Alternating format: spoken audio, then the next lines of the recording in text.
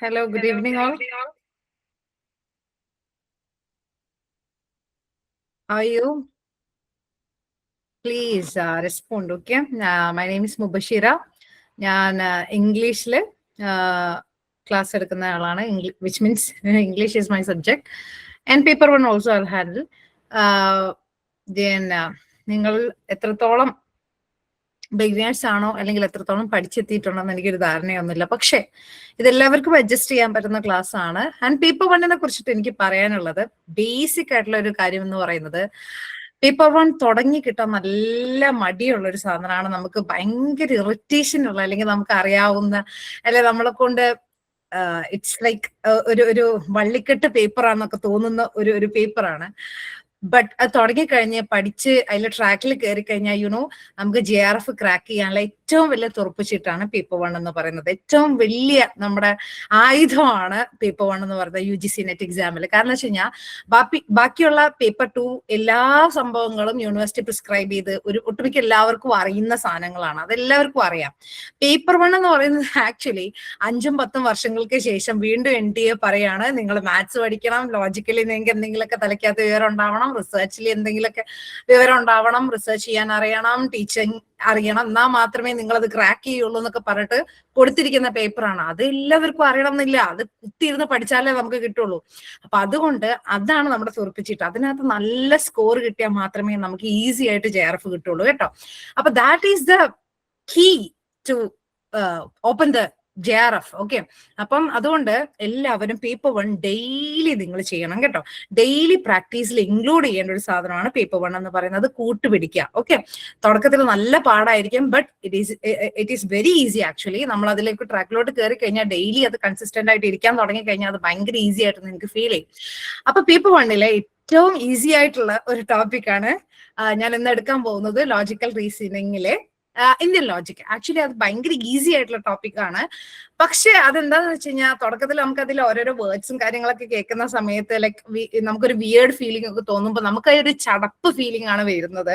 അല്ലാതെ അത് ടഫ് ആയതുകൊണ്ടല്ല, നമുക്കത് ഇഷ്ടമില്ലാത്തതുകൊണ്ടാണ്. പക്ഷെ നമ്മളത് ഇഷ്ടത്തോടു കൂടി രസകരമായി പഠിച്ചു കഴിഞ്ഞാൽ അത് ഭയങ്കര രസവും അതേപോലെ നല്ല ഈസി ആയിട്ട് സ്കോർ ചെയ്യാനും പറ്റും കേട്ടോ. ആ ലോജിക്കൽ റീസണിങ്ങിനെ കുറിച്ചിട്ട് 2 വാക്ക് പറഞ്ഞിട്ട് ഞാൻ ബിഗിൻ ചെയ്യാം. അതായത് ലോജിക്കൽ റീസണിങ് എന്ന് പറയുന്നത് മാത്തമാറ്റിക്കൽ റീസണിങ്ങിനെ പോലെ തന്നെ ഡെയിലി പ്രാക്ടീസിൽ ഇൻക്ലൂഡ് ചെയ്യേണ്ട ഒരു ടോപ്പിക്കാണ് ലോജിക്കൽ റീസണിങ്.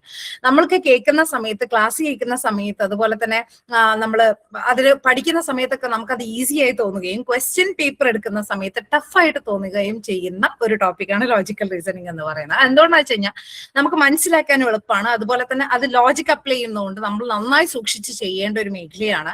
അപ്പൊ അതിൽ ഡെയിലി പ്രാക്ടീസ് ഉണ്ടെങ്കിൽ മാത്രമേ നമുക്ക് അത് ഈസി ആയിട്ട് സ്കോർ ചെയ്യാൻ പറ്റുള്ളൂ. അപ്പം ഡെയിലി പ്രാക്ടീസിൽ അറ്റ്ലീസ്റ്റ് ട്വൈസ് ഇൻ എ വീക്കെങ്കിലും നിങ്ങൾ റിവൈസ് ചെയ്യേണ്ട ഒരു ടോപ്പിക്കാണ് ലോജിക്കൽ റീസണിങ്. അത് മറന്നു പോകരുത്. അതുകൊണ്ട് ഇന്ന് എടുക്കുന്ന ടോപ്പിക്ക് നിർബന്ധമായിട്ട് നിങ്ങൾ ഫുള്ളായിട്ട് കേൾക്കണം. അതുപോലെ തന്നെ ഇന്ന് എടുക്കുന്ന ടോപ്പിക്ക് നിങ്ങൾ വീണ്ടും വീണ്ടും വീണ്ടും വീണ്ടും റിവൈസ് ചെയ്യണം. എന്നാൽ മാത്രമേ നിങ്ങൾ എക്സാമിൽ അതൊരു ഹെൽപ്ഫുൾ ആവുള്ളൂ കേട്ടോ. അല്ലെങ്കിൽ ശുദ്ധ വേസ്റ്റ് ആയിരിക്കും ഈ ഒരു 1.5 hour. ഐ സ്വെയർ ദാറ്റ് നിങ്ങൾക്ക് അത് ഉപകാരപ്പെടണം. ഈ ഒരു 1.5 മണിക്കൂർ നിങ്ങൾക്ക് ഹെൽപ്ഫുൾ ആവണം എന്നുണ്ടെങ്കിൽ ഇത് വീണ്ടും പ്രാക്ടീസ് ചെയ്യണം. ക്വസ്റ്റ്യൻ പേപ്പർ ബാങ്ക് എടുത്തിട്ട് നിങ്ങളത് പ്രാക്ടീസ് ചെയ്യണം. അതുപോലെ തന്നെ ഇതെന്ത് ചെയ്യണം, നിങ്ങൾ ശ്രദ്ധിച്ച് കേൾക്കുകയും വേണം. എന്നാലേ ഈ ഒരു 1.25 മണിക്കൂർ അല്ലെങ്കിൽ 1.5 മണിക്കൂർ നിങ്ങൾക്ക് അത് ഹെൽപ്ഫുൾ ആവുള്ളൂ കേട്ടോ. So R you ready with me? Are you there? Shall I start? എല്ലാവരും തംസപ്പ് ഇടുക. തംസപ്പ് ആണ് നിങ്ങളുടെ എന്നിലേക്കുള്ള റെസ്പോൺസ് കേട്ടോ. നിങ്ങൾ ഇവിടെ ഉണ്ട് എന്നുള്ളത് നിങ്ങളുടെ തംസപ്പ് ആണ്. സോ ഇടയ്ക്കിടയ്ക്ക് ഞാൻ വരും, നിങ്ങളുടെ തംസപ്പ് വേണം കേട്ടോ. That's my energy. Okay, B energetic. എല്ലാവരും എണീറ്റിരിക്കുക, മീൻസ് പഠിക്കുന്ന പോലെ ഇരിക്കുക, മീൻസ് കിടന്നൊന്നും വാച്ച് ചെയ്യരുത് വീഡിയോ. ബുക്കൊക്കെ എടുക്കുക, എന്നിട്ട് നമുക്ക് പ്രാക്ടീസ് ചെയ്യാം. ഓക്കെ, പ്രാക്ടീസ് ചെയ്താൽ മാത്രമേ ഇത് കിട്ടുള്ളൂ. ആൻഡ് വൺ മോർ തിങ്, ഇത് തുടക്കത്തിൽ നമ്മൾക്ക് തോന്നും ഭയങ്കര ബോറിംഗ് ആണ്, but it is very interesting. Last വരെ കേൾക്കണം കേട്ടോ. So let's begin. ഭയങ്കര ഈസി ആൻഡ് ഇൻട്രസ്റ്റിംഗ് ആയിട്ടുള്ള ടോപ്പിക്കാണ്, ഐ സ്വെയർ. ശരിക്കും let's begin. Okay, you can see my screen, right?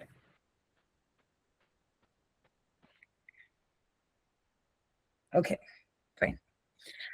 Indian logical റീസണിങ്ങിന്റെ സെഷൻ ഇതിനകത്ത് ഓൾറെഡി ഉണ്ടായിരുന്നു. നിങ്ങൾ അതിൽ കേട്ടിട്ടുണ്ടാവുമെന്ന് വിചാരിക്കുന്നു. ലോജിക്കൽ റീസണിങ് ആക്ച്വലി 5-6 ടോപ്പിക് ആയിട്ട് കിടക്കുന്നുണ്ട്. ഇതിനകത്തുനിന്ന് 5 ക്വസ്റ്റ്യൻസ് റിപ്പീറ്റഡ്ലി ചോദിക്കുന്ന ഏരിയ ആണ്. അതിൽ ലാസ്റ്റ് ആയിട്ട് വരുന്ന ലോജിക്കൽ റീസണിങ്ങിൽ ലാസ്റ്റ് സെഷനിൽ വരുന്ന ഒരു ടോപ്പിക്കാണ് ഇന്ത്യൻ ലോജിക് എന്ന് പറയുന്നത്. ഓക്കെ, മീൻസ് ഓഫ് നോളേജ് എന്നാണ് ഇതിന്റെ അർത്ഥം, ഇന്ത്യൻ ലോജിക്. ഓക്കെ, അതായത് വർഷങ്ങൾക്ക് മുന്നേ എന്ന് പറഞ്ഞാൽ നമ്മളൊക്കെ പുരാണങ്ങളിലോട്ട് പോകുന്ന ഒരു കാലഘട്ടത്തിൽ ഉണ്ടായിരുന്ന മീൻസ് ഓഫ് നോളേജ് ആണ് നമ്മൾ ഇവിടെ പഠിക്കാൻ പോകുന്നത് കേട്ടോ.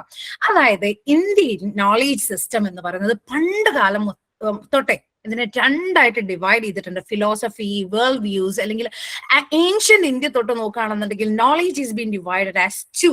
ഒന്ന് ഓർത്തഡോക്സ് അല്ലെങ്കിൽ ആസ്തിക ഫിലോസഫി എന്നും, രണ്ടാമത്തത് ഹെറ്ററോഡോക്സ് അഥവാ നാസ്തിക ഫിലോസഫി എന്നുമായിട്ടാണ് ഡിവൈഡ് ചെയ്തിരിക്കുന്നത് ഏൻഷ്യൻ ഇന്ത്യയിൽ കേട്ടോ. ഞാൻ പറഞ്ഞു തുടക്കത്തിൽ നമ്മൾ ഇതിന്റെ ഒരു ബിഗിനിങ്, ഒരു സ്റ്റാർട്ടിംഗ് എന്നുള്ള ലെവലിൽ, ഒരു ഫസ്റ്റ് സ്റ്റെപ്പ് എന്നുള്ള രീതിയിൽ നിങ്ങൾക്ക് കുറച്ച് കടുകട്ടി വാക്കുകൾ അല്ലെങ്കിൽ ഒരു നിങ്ങൾക്ക് ഇത് കേട്ടാൽ കൊള്ളൂല എന്നൊക്കെ തോന്നും. But it is very helpful. ഇത് ഉണ്ടായാൽ മാത്രമേ നിങ്ങൾക്ക് അടുത്ത കടുകട്ടി സംഭവങ്ങളൊക്കെ മനസ്സിലാക്കാൻ പറ്റുള്ളൂ കേട്ടോ. So keep in touch. അതായത് അല്ല, stay here. Okay, so orthodox അല്ലെങ്കിൽ ഹെറ്ററോഡോക്സ് എന്നുള്ള രീതിയിൽ എന്ത് ചെയ്തിട്ടുണ്ട്, ഇന്ത്യൻ ഫിലോസഫിയെ മുഴുവനായി ഡിവൈഡ് ചെയ്തിട്ടുണ്ട്. ഓർത്തഡോക്സ് അല്ലെങ്കിൽ ഹെറ്ററോഡോക്സ്. ഓക്കെ, ഈ പറയുന്ന ബ്ലൂ ലൈൻ നിങ്ങൾ ശ്രദ്ധിക്കുക, ഇതാണ് ഓർത്തഡോക്സ് അല്ലെങ്കിൽ ആസ്തിക ഫിലോസഫി എന്ന് പറയുന്നത്. ഗ്രീൻ ലൈൻ എന്ന് പറയുന്നത് ഹെറ്ററോഡോക്സ് അഥവാ നാസ്തിക ഫിലോസഫി എന്നുള്ളത് നിങ്ങൾ മനസ്സിലാക്കി വെക്കുക കേട്ടോ. ആൻഡ് ഇനി ഓരോ ഒന്നും, അതായത് ഈ പറഞ്ഞ ഓർത്തഡോക്സ് ആവട്ടെ ഹെറ്ററോഡോക്സ് ആവട്ടെ, ഈ ഓരോ ഫിലോസഫിയെയും നമ്മൾ കുറച്ചായിട്ട് ഡിവൈഡ് ചെയ്തിട്ടുണ്ട്. ഒന്നാമത്തത് ഓർത്തഡോക്സ് അല്ലെങ്കിൽ ആസ്തിക ഫിലോസഫി എന്ന് പറയുന്നത്, ഈ പറയുന്ന ഫിലോസഫി ആക്സെപ്റ്റ്സ് വേദാസിനെ ഒരു അതോറിറ്റേറ്റീവ് ആയിട്ട് അല്ലെങ്കിൽ ഇമ്പോർട്ടന്റ് സോഴ്സ് ഓഫ് നോളേജ് ആയിട്ട് കരുതിയതാണ് ഓർത്തഡോക്സ് അല്ലെങ്കിൽ ആസ്തിക ഫിലോസഫി എന്ന് പറയുന്നത് കേട്ടോ. വേദാസ് ആണ് അവരുടെ അൾട്ടിമേറ്റ് സോഴ്സ് ഓഫ് നോളേജ് എന്ന് പറയുന്നത്. അതിൽ വരുന്ന, അതിന്റെ കീഴിൽ വരുന്ന കുറെ സ്കൂളുകളുണ്ട്. സംഖ്യ സ്കൂൾ, യോഗ സ്കൂൾ, ന്യായ സ്കൂൾ, വൈശേഷിക സ്കൂൾ, മീമാംസ, വേദാന്ത എന്നൊക്കെ പറഞ്ഞിട്ടുള്ള കുറെ സ്കൂളുകളുണ്ട് കേട്ടോ. ഈ സംഖ്യ സ്കൂൾ എന്ന് പറയുന്നത് ആക്ച്വലി അവർ ഈ പറയുന്ന പോലെ ബേസിക്കലി എത്തിയിസ്റ്റിക് ആയിട്ടുള്ള അല്ലെങ്കിൽ dualistic theoretical exposure and consciousness and matter എന്ന് വെച്ച് കഴിഞ്ഞാൽ മാത്സ്. ഓക്കെ, സംഖ്യ എന്ന് പറയുന്നത് കംപ്ലീറ്റ്ലി ഇതേപോലെ എത്തിയിസ്റ്റിക് തോട്ട് വിശ്വസിക്കുന്ന ടീമായിരുന്നു സംഖ്യ സ്കൂൾ എന്ന് പറയുന്നത്. യോഗ സ്കൂൾ എന്ന് പറയുന്നത് മെഡിറ്റേഷൻ, കണ്ടംപ്ലേഷൻ, ലിബറേഷൻ, നമ്മളെ യോഗ അതന്നെ ആ സ്കൂളാണ്. നമ്മളെ ഈ പറയുന്ന മെഡിറ്റേറ്റീവ് ആയിട്ടുള്ള സ്കൂളാണ് യോഗ സ്കൂൾ എന്ന് പറയുന്നത്. ന്യായ സ്കൂളാണ് ലോജിക് അല്ലെങ്കിൽ നമ്മുടെ ഈ പറയുന്ന നമ്മൾ പഠിക്കാൻ പോകുന്ന സ്കൂൾ എന്ന് പറയുന്നത് ന്യായ സ്കൂളാണ്. ഈ ന്യായ സ്കൂളിലുള്ള നോളേജുകളാണ് നമ്മൾ ഇന്ന് ഫുള്ള് പഠിക്കാൻ പോകുന്നത് കൂടുതലും കേട്ടോ. അപ്പം ഈ ഓർത്തഡോക്സ് ഫിലോസഫി വിച്ച് ഫോളോസ് വേദാന്ത, അവരിൽ ഉള്ള സ്കൂളുകളാണ് സംഖ്യ, യോഗ, ന്യായ. ഓക്കെ, അതുപോലെയുള്ള മറ്റൊരു സ്കൂളാണ് വൈശേഷിക സ്കൂൾ എന്ന് പറയുന്നത്. അവർ എംപരിസിസ്റ്റിക്, അതായത് നോളേജ് എന്ന് പറയുന്നത് എവിടുന്ന് കിട്ടുന്ന എംപരിസ്റ്റിക്, ലൈക്ക് നമുക്ക് എക്സ്പീരിയൻസിലൂടെ കിട്ടുന്ന നോളേജ് ആണെന്ന് വിശ്വസിക്കുന്നവരാണ് വൈശേഷിക സ്കൂൾ എന്ന് പറയുന്നത്.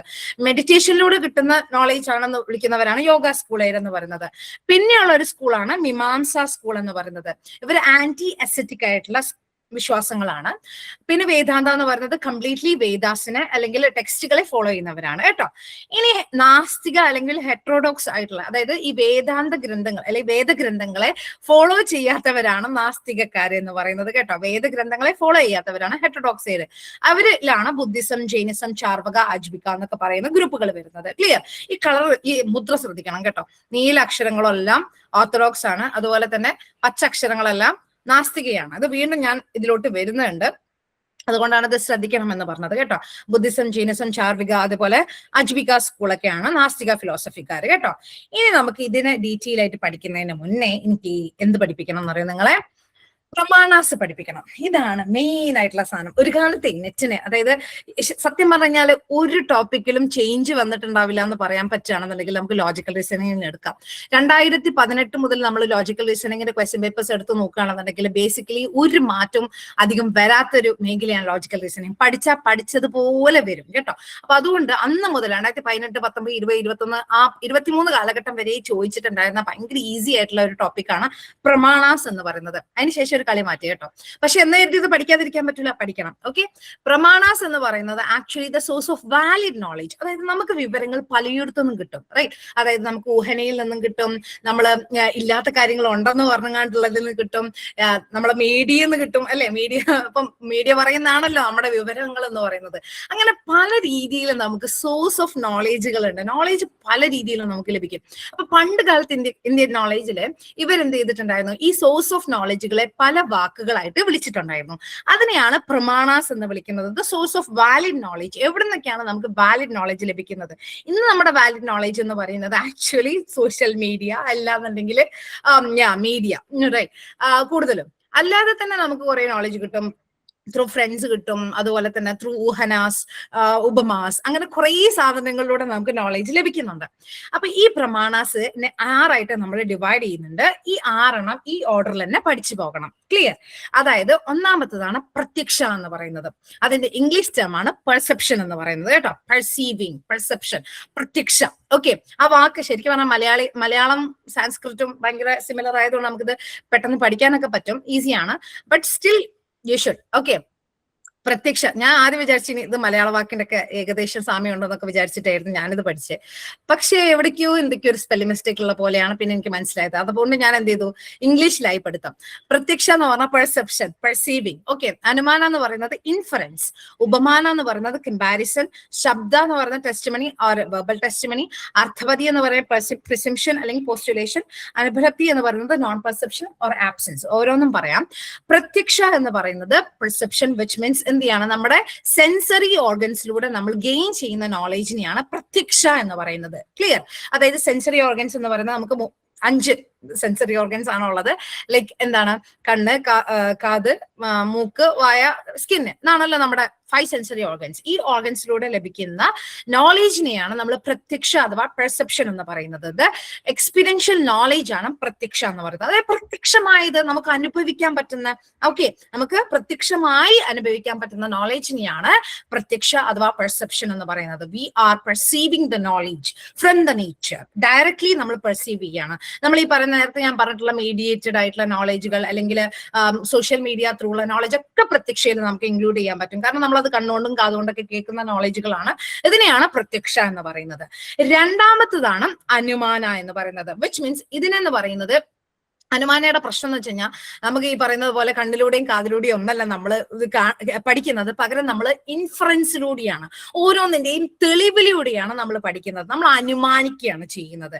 അതായത് ഇപ്പം ഇങ്ങനെ അപ്പുറത്തെങ്ങാനും തീ പുകയുന്നുണ്ടെങ്കിൽ നമ്മളിങ്ങനെ ഈ പുക വരുന്നുണ്ടല്ലോ, അതിനടുത്ത് തീ ഉണ്ടായിരിക്കുമെന്ന് നമ്മൾ അനുമാനിക്കുന്നതാണ് അനുമാനം എന്ന് പറയുന്നത്. അതായത് ഒരു കോഴ്സ് കണ്ടാൽ അതിനകത്ത് എഫക്റ്റ് ഉണ്ടായിരിക്കും, അല്ലെങ്കിൽ ഒരു കോഴ്സ് ഉണ്ടെങ്കിൽ അതിനകത്ത് എഫക്റ്റ് ഉണ്ടായിരിക്കും, അല്ലെങ്കിൽ അതൊക്കെ നമ്മളിങ്ങനെ അനുമാനിക്കാം, മനസ്സിലിട്ട് അനുമാനിക്കുന്നതാണ് ഇൻഫറൻസ് അഥവാ അനുമാനം എന്ന് പറയുന്നത്. ക്ലിയർ? ആ വാക്ക് പോലെ തന്നെയാണത്. അതായത് ഒരു സംഭവം, അതായത് അവിടെ പുക കണ്ടു കഴിഞ്ഞാൽ അവിടെ തൊട്ടടുത്ത് തീ ഉണ്ടായിരിക്കും എന്നുള്ള, അല്ലെങ്കിൽ അപ്പുറത്ത് എന്താ പറയാ ഒരു ഫുഡ് സ്റ്റെപ്പ് കണ്ടു കഴിഞ്ഞാൽ അപ്പുറത്ത് എന്താ പറയാ ഒരാൾ പോയിട്ടുണ്ടാവും എന്നുള്ള രീതിയിലൊക്കെ നമ്മൾ ഓരോ കോഴ്സിന്റെ കൂടെ എഫക്റ്റ് ഉണ്ടാവും എന്നുള്ള രീതിയിൽ അനുമാനിക്കുന്നതിനെയാണ് അനുമാനം എന്ന് പറയുന്നത്. മൂന്നാമത്തതാണ് ഉപമാന. ആ വാക്ക് പോലെ തന്നെ കമ്പയർ ചെയ്യുക, കമ്പാരിസൺ. അതായത് നമ്മൾ ഒരു ഒബ്ജക്റ്റിനെ വേറൊരു ഒബ്ജക്റ്റിനുമായിട്ട് കമ്പയർ ചെയ്യാം. 4 കാലുള്ള ജീവിയെ പോലെ തോന്നിക്കുന്ന ഒന്നാണ് അത് എന്നൊക്കെ പറയുമല്ലോ നമ്മൾ. ഇപ്പം പൂച്ചേനൊക്കെ നമ്മൾ റെപ്രസെന്റ് ചെയ്യുകയാണെന്നുണ്ടെങ്കിൽ, അല്ലെങ്കിൽ പട്ടിയെ റെപ്രസെന്റ് ചെയ്യാം, പൂച്ചേനെ പോലെ അല്ലെ, വേണ്ട സിമിലർ അല്ല, വാട്ട് എവർ ഇറ്റ് ഈസ്, 4 കാലുള്ള ജീവികളൊക്കെ പൂച്ചയാണ്, അല്ലെങ്കിൽ അങ്ങനെ നമ്മൾ ഉപമാനിക്കുന്ന, കമ്പയർ ചെയ്യുന്ന, അല്ലെങ്കിൽ അനലോഗി പറയുന്നതിനെയാണ് ഉപമാന എന്ന് പറയുന്നത് കേട്ടോ. കമ്പയർ ചെയ്യാം. You are as beautiful as rose എന്നൊക്കെ പറയുമല്ലോ, അല്ലെങ്കിൽ സിമിലി മെറ്റഫർ ഒക്കെ ഇതിനകത്ത് വരും ഉപമാനയിൽ. ഞാൻ ഇംഗ്ലീഷ് ആയതുകൊണ്ടാണ് അങ്ങനെ പറയുന്നത്. I hope you understand. ശബ്ദ എന്ന് പറയുന്നത് ടെസ്റ്റിമണി അഥവാ വെർബൽ ടെസ്റ്റിമണി എന്ന് പറയുന്നത്. ആക്ച്വലി ടെസ്റ്റിമണി അല്ലെങ്കിൽ വെർബൽ ടെസ്റ്റിമണി എന്ന് പറയുന്നത് through the source of written knowledge, which means എന്ത് ചെയ്യാണ്, നമ്മുടെ ഗ്രന്ഥങ്ങളിലൂടെ അല്ലെങ്കിൽ ത്രൂ ഹോളി ബുക്സ് അല്ലെങ്കിൽ അത് റിലേറ്റ് ചെയ്തിട്ടുള്ള ഇന്റർപ്രിട്ടേഷൻ ആണ് ശബ്ദ എന്ന് പറയുന്നത് ബേസിക്കലി കേട്ടോ. ഇന്റർപ്രിറ്റ് ചെയ്യാം, നമ്മൾ അതിൽ നിന്ന് കിട്ടുന്ന നോളേജിനെയാണ് ശബ്ദ അല്ലെങ്കിൽ ടെസ്റ്റിമണി അല്ലെങ്കിൽ വെർബൽ ടെസ്റ്റിമണി എന്ന് പറയുന്നത്. ഇങ്ങനെ പറഞ്ഞിട്ടുള്ള സാധനമാണ് ശബ്ദ എന്ന് പറയുന്നത്.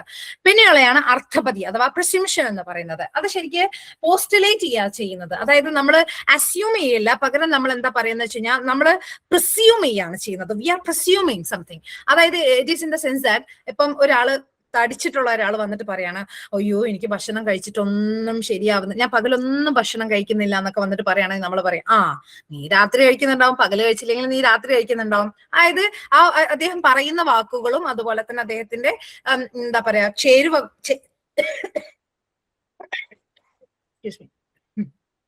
ചെയ്തുകളും ഒത്തുപോകാത്ത ഇതാണ് അർത്ഥപതി എന്ന് പറയുന്നത്. ഓക്കെ, ഒരാള് എന്താ പറയാ എനിക്ക് രാത്രി ഒന്നും ഉറക്കം കിട്ടുന്നില്ല എന്ന് പറയുമ്പോൾ നമ്മൾ പറയും, ആ നീ പകൽ ഉറങ്ങിയിട്ടുണ്ടാവും. ഈ സാധനമാണ് അർത്ഥപതി എന്ന് പറയുന്നത്. അനുപലബ്ധി എന്ന് പറയുന്നത് ആബ്സെൻസ് ആണ്. ഫോർ എക്സാമ്പിൾ എന്ത് ചെയ്യണം, നമ്മള് ക്ലാസ്സിൽ കയറുന്ന സമയത്ത് കുട്ടികൾ ആരും ഇല്ല എന്നുണ്ടെങ്കിൽ നമ്മൾ വിചാരിക്കാം ഒന്ന് ക്ലാസ് ഉണ്ടാവില്ലേക്കാരം, അതുകൊണ്ടാണ് കുട്ടികൾ ഇല്ലാത്തത്. അതായത് ആബ്സെന്റ് ആയിട്ടുള്ള സാധനത്തിലൂടെ നമ്മൾ ഒന്നിനെ നോളജ് ഗെയിൻ ചെയ്യുന്നതിനെയാണ് അനുപലബ്ധി എന്ന് പറയുന്നത്. ഇപ്പം നമ്മൾ വേറൊരു എക്സാമ്പിൾ ഞാൻ വേണേൽ പറയാം. അതായത് നമ്മൾ റൂമിൽ ഒരു ചെടിച്ചട്ടി വെച്ചിട്ടുണ്ടാവും. എന്നിട്ട് നമ്മൾ റൂമിൽ നിന്ന് പോയി തിരിച്ചു വരുന്ന സമയത്ത് ഈ ചെടിച്ചട്ടി അവിടെ കണ്ടില്ലെങ്കിൽ നമ്മൾ വിചാരിക്കും, അത് വീണ് പൊട്ടിയിട്ടുണ്ടാവും, അല്ലെങ്കിൽ ആരെടുത്ത് കൊണ്ടുപോയിട്ടുണ്ടാവും എന്നൊക്കെ പറയുന്ന സാധനമാണ്. അതായത് അനുപലബ്ധി. ഉണ്ടായ സാധനത്തിന്റെ ആബ്സെൻസിൽ നമ്മൾ ഒരു നോളജ് ഗെയിൻ ചെയ്യുന്നതിനെയാണ് അനുപലബ്ധി എന്ന് പറയുന്നത്. I hope it is clear. These are the 6 പ്രമാണാസ്. ഒന്നുകൂടി പറയാം: പ്രത്യക്ഷ, അനുമാന, ഉപമാന, ശബ്ദ, അർത്ഥപതി ആൻഡ് അനുപലബ്ധി. ഇതാണ് 6 പ്രമാണാസ്. അതിനകത്ത് പ്രത്യക്ഷ ഏറ്റവും ഈസി ആയിട്ടുള്ള സാധനമാണ്. പെർസെപ്ഷൻ ത്രൂ എക്സ്പീരിയൻഷ്യൽ നോളേജ് ആണ് പ്രത്യക്ഷ എന്ന് പറയുന്നത്. അനുമാനം നമ്മൾ അനുമാനിക്കുക, ഊഹിക്കുക. ഉപമാനം എന്ന് പറയുന്നത് വി ആർ കമ്പയറിംഗ്. ശബ്ദ എന്ന് പറയുന്നത് through orthodox through text. Then Arthapatti എന്ന് പറയുന്നത് പ്രിസംഷൻ ഓർ പോസ്റ്റുലേഷൻ. അനുപലബ്ധി എന്ന് പറയുന്നത് non perception or absence. We can study it in detail. Okay, Pratyaksha perception അഥവാ പ്രത്യക്ഷ, അത് ഞാൻ പെട്ടെന്ന് പറഞ്ഞു പോകും കേട്ടോ, കാരണം ഞാൻ നേരത്തെ പറഞ്ഞ അതെല്ലാം ഡീറ്റെയിൽ, അതുകൊണ്ട് ഞാൻ പെട്ടെന്ന് പറഞ്ഞു പോകും. ക്ലിയർ? ഇതുവരെ ക്ലിയർ ആണോ? നമുക്ക് 2-3 ക്വസ്റ്റ്യൻ ചെയ്യാം ഇതിനെ റിലേറ്റ് ചെയ്തിട്ടുള്ളത്, അപ്പൊ നിങ്ങൾക്ക് ഒന്നും കൂടി ക്ലിയർ ആവും. ഇതുവരെ ക്ലിയർ ആണല്ലോ അല്ലെ? ഓക്കെ, 2-3 ക്വസ്റ്റ്യൻസ് ഇപ്പൊ തന്നെ ചെയ്യാം, ഇത് പറഞ്ഞു കഴിഞ്ഞിട്ട് കേട്ടോ. At a fast right now. Pratiksha perception അഥവാ പ്രത്യക്ഷ refers to knowledge gained through direct sensory perception ആണ്. 5 organs ആണ് നമ്മുടെ സെൻസറി ഓർഗൻസ്. ഈ 5 ഓർഗൻസിലൂടെ നമ്മൾ ഗെയിൻ ചെയ്യുന്ന നോളജിനെയാണ് പ്രത്യക്ഷ അഥവാ പെർസെപ്ഷൻ എന്ന് പറയുന്നത്.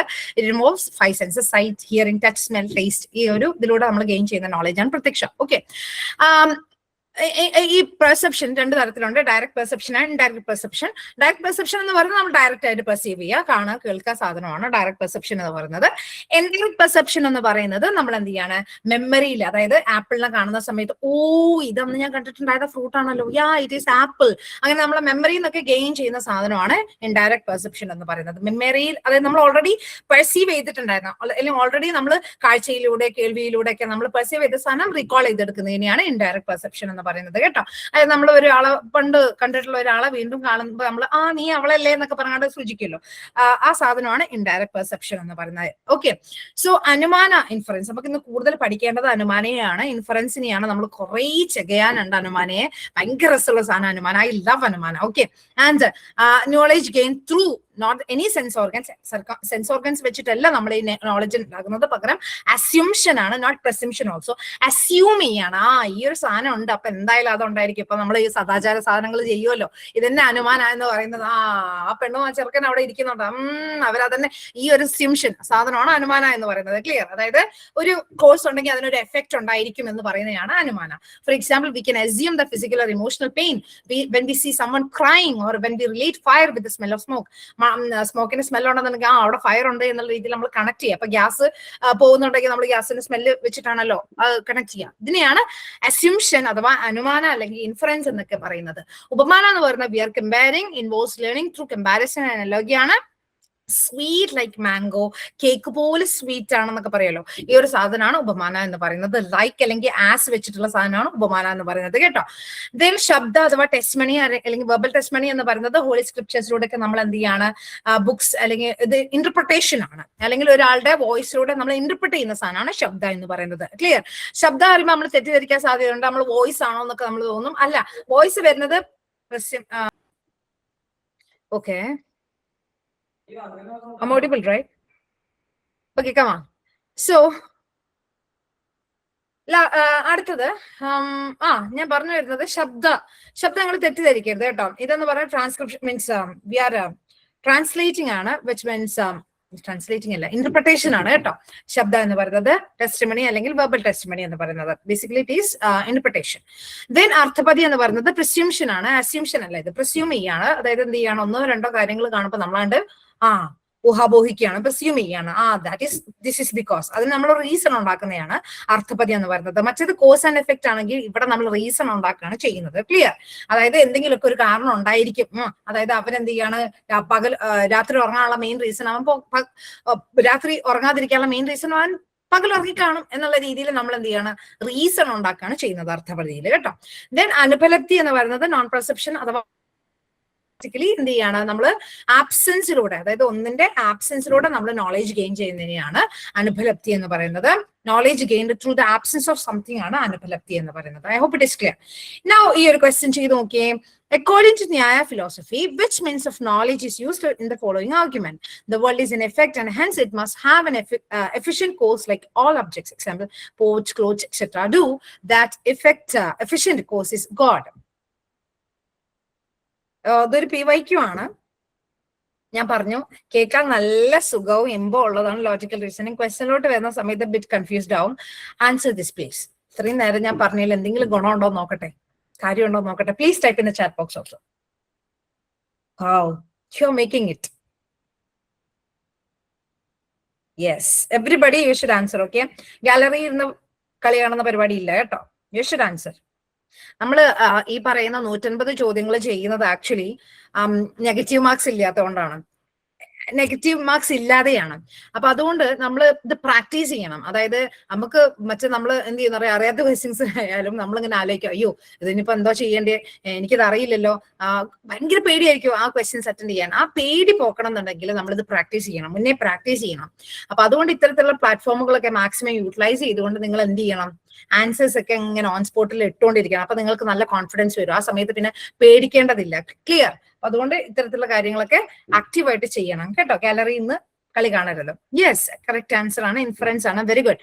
അതായത് കോസ് ആൻഡ് എഫക്റ്റ് ആണ്. The world is an effect and hence it must have an efficient cause like all objects എന്ന് പറയുന്ന സാധനം ഇൻഫറൻസ് ആണ് അഥവാ അനുമാനയാണ്. കോസ് ആൻഡ് എഫക്റ്റ് ആണ് ഇത് പറയുന്നത്. Clear? Next question. In classical Indian philosophy, ഇത് ഞാൻ എടുത്തിട്ടില്ല പക്ഷെ കണ്ടപ്പെട്ടെന്നേ ഉള്ളൂ, ഞാൻ എക്സ്പ്ലെയിൻ ചെയ്തുതരാം കേട്ടോ. സ്വാർത്ഥ ആൻഡ് പാരർത്ഥ എന്ന് പറയുന്ന രണ്ട് കൈൻഡ്സ് വരുന്നത് ഏത് പ്രമാണയിലാണ്? സ്വാർത്ഥ ആൻഡ് പാരർത്ഥ നേരത്തെ ഞാൻ പറഞ്ഞ പ്രത്യക്ഷയിലുള്ള രണ്ട് സാധനങ്ങളായിരുന്നു. പക്ഷെ ഇത് സ്വാർത്ഥ ആൻഡ് പാരർത്ഥ എന്ന് പറയുന്നത് രണ്ട് വിഭാഗമാണ്. ഞാൻ പറഞ്ഞിട്ടില്ല, ബട്ട് സ്വാർത്ഥ ആൻഡ് പാരർത്ഥ അനുമാനയിലുള്ള രണ്ട് വിഭാഗമാണ്. സ്വാർത്ഥ ആൻഡ് പാരർത്ഥ അനുമാന, സ്വാർത്ഥ അനുമാന, അതേപോലെ Parartha Anumana. I explain it later. Anumana പറഞ്ഞുതരാം കേട്ടോ.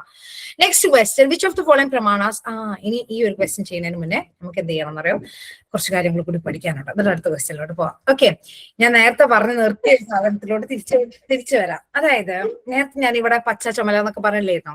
അതായത് ഇവിടെ ഞാൻ എന്ത് ചെയ്തിട്ടുണ്ടായത്, രണ്ട് സ്കൂളുകൾ പറഞ്ഞിട്ടുണ്ട്. അതായത് ഹെറ്ററോഡോക്സ് ആൻഡ് ഓർത്തഡോക്സ് സ്കൂളുകൾ പറഞ്ഞിട്ടുണ്ട്. ഈ പറയുന്ന ഓർത്തഡോക്സ് ആൻഡ് ഹെറ്ററോഡോക്സ് സ്കൂളുകളിലെ ചിലവർ എന്ത് ചെയ്തിട്ടുണ്ട്, ഈ പറയുന്ന 6 പ്രമാണം മുഴുവനായിട്ട് ഫോളോ ചെയ്തിട്ടുണ്ട്. ചില ടീം ഇത് ഫോളോ ചെയ്തിട്ടേ ഇല്ല. അപ്പൊ ഏതൊക്കെ സ്കൂളുകളാണ് ഏതൊക്കെ ഫിലോസഫി ഫോളോ ചെയ്തിരിക്കുന്നത് നമുക്ക് ഇതിനകത്ത് പഠിക്കാം. ഓക്കെ, അതായത് ചാർവക സ്കൂൾ എന്ന് പറയുന്നത് നമ്മുടെ ഈ പറയുന്ന കണ്ടോ, ഇതിൽ ശ്രദ്ധിക്കണം, മുദ്ര ശ്രദ്ധിക്കണേ. പച്ച കളറുള്ളത് ഫുള്ള് നാസ്തിക അല്ലെങ്കിൽ ഹെറ്ററോഡോക്സ് സ്കൂളാണ്, നീല കളറുള്ളത് ഫുള്ള് ഓർത്തഡോക്സ് അല്ലെങ്കിൽ ആസ്തിക സ്കൂളാണ് എന്ന് ഓർത്തിരിക്കണം കേട്ടോ. ആ ചാർവക സ്കൂൾ എന്ന് പറയുന്നത് they accepted only one valid source of knowledge. Perception മാത്രമേ ചാർവക സ്കൂൾ ആക്സെപ്റ്റ് ചെയ്തിട്ടുള്ളൂ. പെർസെപ്ഷൻ എന്ന് പറയുന്ന പ്രമാണം മാത്രമേ ചാർവക സ്കൂൾ ആക്സെപ്റ്റ് ചെയ്തിട്ടുള്ളൂ. ബാക്കി എല്ലാ സ്കൂളുകളും അവർക്ക് അത് പറ്റൂല. ആ ചാർവക സ്കൂളിൽ പറഞ്ഞ ഇതാണ്, അതായത് ഞങ്ങൾക്ക് വാലിഡ് സോഴ്സ് ഓഫ് നോളജ് എന്ന് പറയുന്നത് പെർസെപ്ഷനിലൂടെ ഉള്ളത്, അതായത് you can gain knowledge through only your sensory perception എന്നാണ് ചാർവക സ്കൂളിൽ പറഞ്ഞത്. വേറുള്ള നോളജ് ഒന്നും ഞങ്ങൾക്ക് നോളജേ ഇല്ല. What is Anumana? നോ, അനുമാനിക്കാനൊന്നും ഞങ്ങൾ ആക്സെപ്റ്റ് ചെയ്യില്ല, അനുമാനിക്കാനൊന്നും പാടില്ല, പെർസീവ് ചെയ്യാൻ മാത്രമേ നമ്മളതിൽ പറ്റുള്ളൂ എന്നാ ചാർവകക്കാർ പറഞ്ഞത്. അതിൽ വേറൊരു കാര്യമില്ല എന്ന് പറഞ്ഞിട്ടോ. അങ്ങനെയാണ് ചാർവക സ്കൂളിൽ ഉണ്ടായത്. മീൻസ് അവർ ഫോളോ ചെയ്തിട്ടുണ്ടായിരുന്നു. Only valid source of knowledge എന്ന് പറയുന്നത് പ്രമാണയില് പെർസെപ്ഷൻ മാത്രമാണെന്നാ ചാർവക സ്കൂൾ പറഞ്ഞത്. വൈശേഷിക സ്കൂൾ ആണെന്നുണ്ടെങ്കിൽ 2 ആക്സെപ്റ്റ് ചെയ്തിട്ടുണ്ട്. ഒന്ന് പ്രത്യക്ഷയും അതുപോലെ തന്നെ രണ്ടാമത്തത് ഇൻഫറൻസ് പ്രമാണയും അവർ ആക്സെപ്റ്റ് ചെയ്തിട്ടുണ്ട്. വൈശേഷിക സ്കൂള് ഓർത്തഡോക്സ് ഫിലോസഫിക്കാരാണ്. അവർ പറഞ്ഞിട്ടുണ്ടായിരുന്നത് എന്താ വെച്ച് കഴിഞ്ഞാൽ പെർസെപ്ഷനും ഇൻഫറൻസും ഞങ്ങൾക്ക് പോസിബിൾ ആണ്. We accept that. Okay, epistemologically the Vaisheshika school consider as ഈ പറയുന്ന താഴെ തന്നിരിക്കുന്ന 2 മാത്രമാണ് പ്രോപ്പർ സോഴ്സ് ഓഫ് നോളജ് എന്നാണ് അവർ വിളിച്ചിട്ടുണ്ടായിരുന്നത്. സോ വൈശേഷിക സ്കൂൾ എന്ത് ചെയ്തിട്ടുണ്ടായിരുന്നു, പെർസെപ്ഷനെയും ഇൻഫറൻസിനെയും അവർ ആക്സെപ്റ്റ് ചെയ്തിട്ടുണ്ടായിരുന്നു. ഇനിയുള്ള സ്കൂളുകളാണ് സംഖ്യ, യോഗ, വിശിഷ്ടദ്വ വിശിഷ്ട ദ്വൈത വേദാന്ത, ദ്വൈത വേദാന്ത. ഓക്കെ, ഈ 3 സ്കൂളുകളും എന്ത് ചെയ്തിട്ടുണ്ട്? വേദാന്തയിലുള്ള 2 ഡിവിഷൻസ് ആണ് വിശിഷ്ട ദ്വൈത വേദാന്തയും ദ്വൈത വേദാന്തയും. ഓക്കെ, ഈ പറയുന്ന 3 സ്കൂളുകളും എന്ത് ചെയ്തിട്ടുണ്ട്? 3 പ്രമാണം ആക്സെപ്റ്റ് ചെയ്തിട്ടുണ്ട്.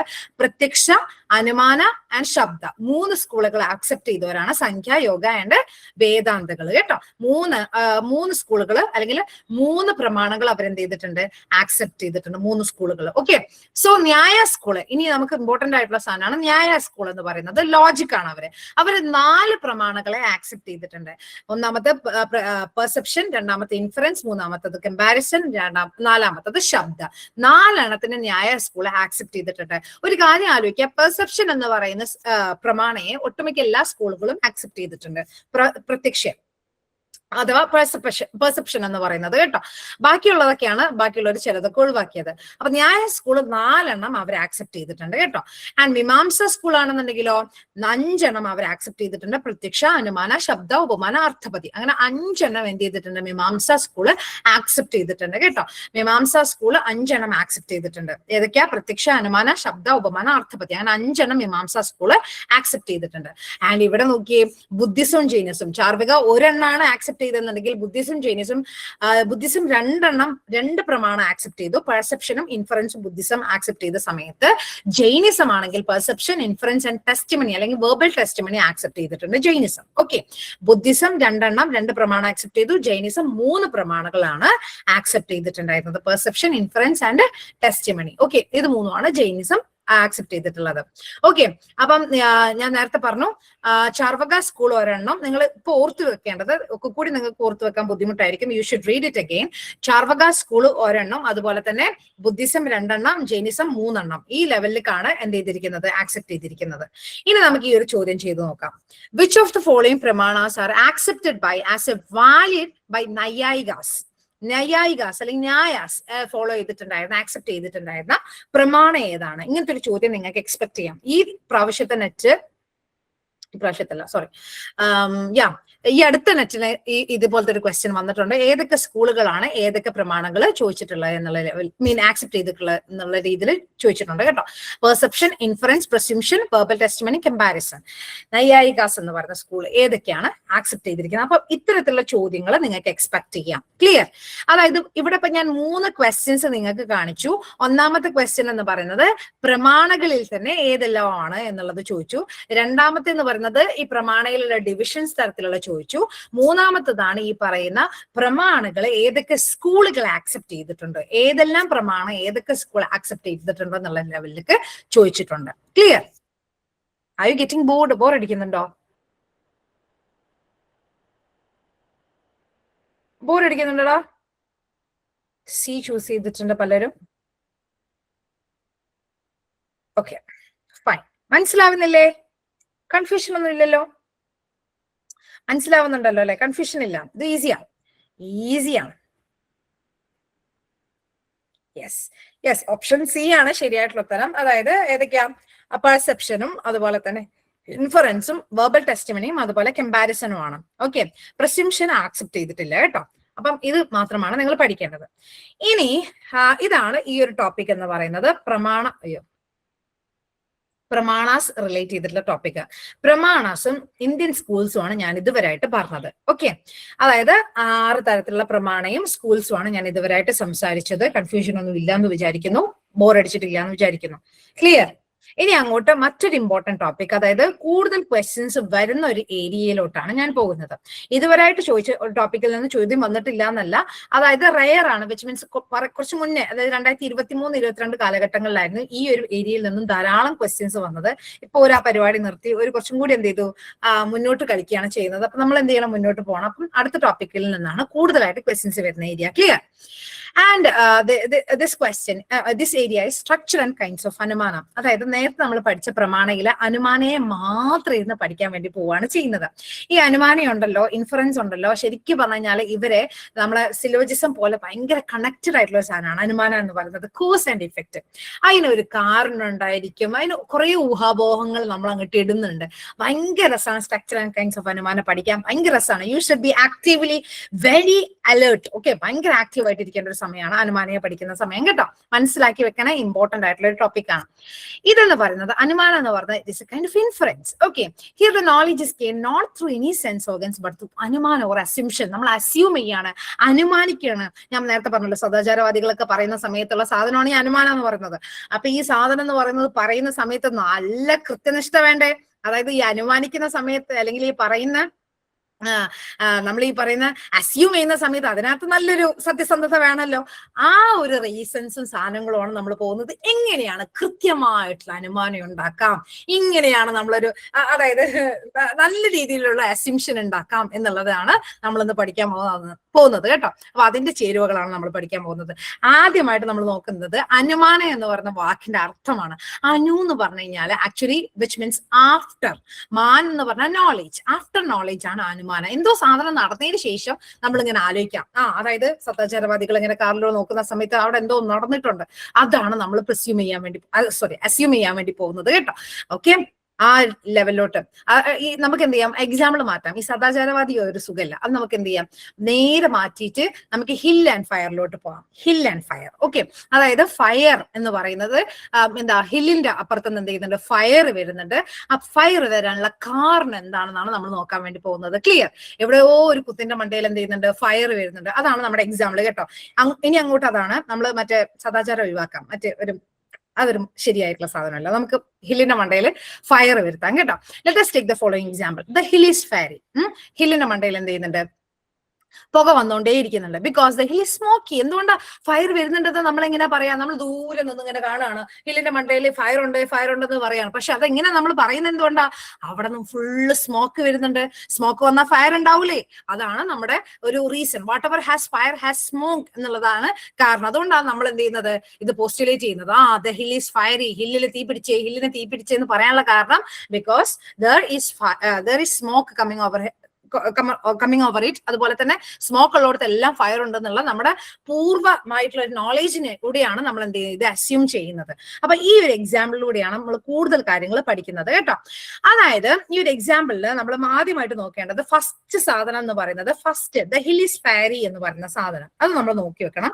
സെക്കൻഡ് സെന്റൻസ് ആണ് because the hill is smoky. Reason ആണ്.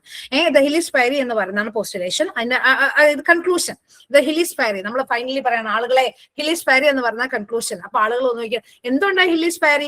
Because there is smoke coming from there. എന്റെ റീസൺ എന്ന് പറഞ്ഞാൽ സ്മോക്ക് വരുന്നുണ്ട്. അപ്പൊ അതെന്താ അങ്ങനെ? അപ്പൊ നമ്മൾ പറയാണ് എന്തൊരു സാധനത്തിൽ സ്മോക്ക് വരുന്നുണ്ടെങ്കിൽ അവിടെ ഫയർ ഉണ്ട് എന്നുള്ള കാരണം കൂടി പറയാണ് ചെയ്യുന്നത്. അപ്പൊ ഈ ഒരു 3 സെന്റൻസ് നോക്കി വെക്കാം. ഈ ഒരു 3 സെന്റൻസ് എന്ന് പറയുന്നത് ആക്ച്വലി അരിസ്റ്റോട്ടലിയൻ സിലോജിസമായിട്ട് കണക്റ്റഡ് ആണ്. ഒന്നാമത്തതാണ് സാധ്യ എന്ന് പറയുന്നത്. സാധ്യ എന്ന് പറയുന്നത് ആക്ച്വലി ഈ പറയുന്ന ഫയർ ഉണ്ടല്ലോ, ഫയർ എന്ന് പറയുന്നതാണ് സാധ്യ. അല്ലെങ്കിൽ നിങ്ങൾക്ക് major term, minor term, middle term അറിയോ? നമ്മൾ അരിസ്റ്റോട്ടലിയൻ സിലോജിസത്തിലെ major term, middle term, minor term അറിയോ? അതിന്റെ ക്ലാസ് കിട്ടിയിട്ടുണ്ടോ? I don't know that. ഞാൻ നിങ്ങളോടാ ചോദിക്കണം, നിങ്ങൾക്ക് major term, middle term, minor term Aristotelian സിലോജിസത്തിൽ അറിയാമോ? അയ്യോ, ഐ ഡോണ്ട് നോ ദാറ്റ്. അതായത് അറിയില്ല. ഫൈൻ, ഒന്ന് പറഞ്ഞുതരാം. എന്നിന്റെ ശേഷം പറയാം. അതായത് നിങ്ങൾക്ക് ഫലസ്തീന്റെ ക്ലാസ് അല്ലേ അതിന് മുന്നേ കിട്ടിയേ അല്ലേ? ഇതൊക്കെ കണക്റ്റഡാ. ഇപ്പൊ ഇങ്ങനെ പഠിച്ചാൽ മതി. ക്ലിയർ? ഇത് കൃത്യമായിട്ട് അറിയണമെന്നുണ്ടെങ്കിൽ നിങ്ങൾ അരിസ്റ്റോട്ടലിയൻ സിലോജിസം പഠിക്കണം. സിലോജിസം അറിയണം. സിലോജിസം പറഞ്ഞാൽ ഒന്നുമല്ല, 2 പ്രിമൈസിൽ നിന്നും ഒരു കൺക്ലൂഷൻ വെക്കുന്നതാണ് സിലോജിസം എന്ന് പറയുന്നത്. അതായത് ഇംഗ്ലീഷില്, ഇപ്പൊ ഇന്ത്യൻ സിലോജിസം ആണല്ലോ നമ്മൾ പറയുന്നത്. ഇംഗ്ലീഷില് നമ്മൾ ഇങ്ങനെ പറയും, അതായത് എന്താ പറയാ, all humans are cats, all cats are mammals, therefore all humans are mammals എന്നുള്ള രീതിയിൽ 2 പ്രിമൈസിൽ നിന്ന് ഒരു കൺക്ലൂഷൻ എടുക്കുന്ന ഒരു സാധനമുണ്ട് കേട്ടോ.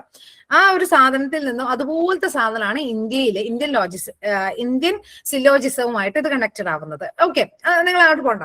I am making you confused. Come back. അതായത് സാധ്യ, ഹേതു, പക്ഷം, ഇത്ര പഠിച്ചാൽ മതി. ഇവിടെ സാധ്യ എന്ന് പറയുന്നതാണ് മേജർ ടേം. അതായത് അൾട്ടിമേറ്റ് കോസ് എന്ന് പറയുന്നത്, ഇത് അൾട്ടിമേറ്റ് പ്രോഡക്റ്റ് എന്ന് പറയുന്നത് സാധ്യ. ഫയർ ആണ് ആദ്യം എന്ത് ചെയ്യുന്നത്, നമ്മുടെ ഫൈനലൈസ് ചെയ്യുന്നത്, കൺക്ലൂഡ് ചെയ്യുന്നത് സാധ്യയാണ്. അപ്പൊ അത് മേജർ ടേം ആണ്.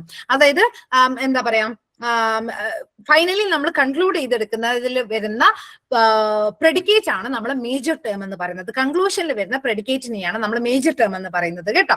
അപ്പം ഇത് ഹില്ലീസ് ഫയറി എന്ന് പറയുന്ന ടേം ആണ് ഇവിടെ കൺക്ലൂഷൻ ആയിട്ട് വരുന്നത്.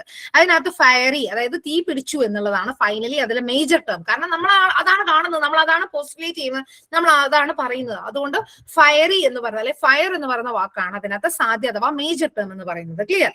അതിന് കാരണക്കാരൻ ആരാ? അതിനകത്ത് സ്മോക്ക് വന്നുകൊണ്ടാണ് ഈ പറയുന്ന ഫയർ ഉണ്ടെന്ന് നമ്മൾ പോസ്റ്റുലേറ്റ് ചെയ്യുന്നത്. അപ്പൊ സ്മോക്ക് ആണ് അതിന്റെ കാരണക്കാരൻ അഥവാ ഹേതു എന്ന് പറയുന്നത്. ക്ലിയർ? അതിനിടയിൽ തന്നെത്തതാതെ അവിടെ ഇവിടെ നിൽക്കുന്ന ഒരാളുണ്ട്. മിഡിൽ ടേം എന്ന് പറയുന്നത് പക്ഷ എന്ന് പറയും, അല്ല സോറി മൈനർ ടേം എന്ന് പറയുന്നത്. അതായത് പക്ഷ എന്ന് വെച്ച് കഴിഞ്ഞാല്, പക്ഷ എന്ന് പറയുന്നത് ഇവിടെ ഹില്ലാണ്, അതായത് എല്ലാത്തിനും എന്ത് ചെയ്യാണ്, ഒതുങ്ങി നിൽക്കുന്ന, എന്റെ മണ്ടയിലാണ് ഇതെല്ലാം സംഭവിക്കുന്നത് എന്നുള്ള രീതിയിൽ നിൽക്കുന്ന ഒരാളുണ്ട്. അതാണ് മൈനർ ടേം എന്ന് പറയുന്നത്, ഹിൽ എന്ന് പറയുന്നത്. ഓക്കെ, അതാണ് പക്ഷ. ഇത് നിങ്ങൾക്ക് ഡീറ്റെയിൽ ആയിട്ട് മനസ്സിലാവണമെന്നുണ്ടെങ്കിൽ അരിസ്റ്റോട്ടലിയൻ സിലോജിസം അറിഞ്ഞാൽ മാത്രമേ നിങ്ങൾക്ക് ഇത് മനസ്സിലാവുള്ളൂ. കുറേ പ്രോബ്ലംസ് നമ്മൾ അവിടെ ചെയ്ത് നോക്കണം, അവിടെ ചെയ്യുന്നുണ്ട്.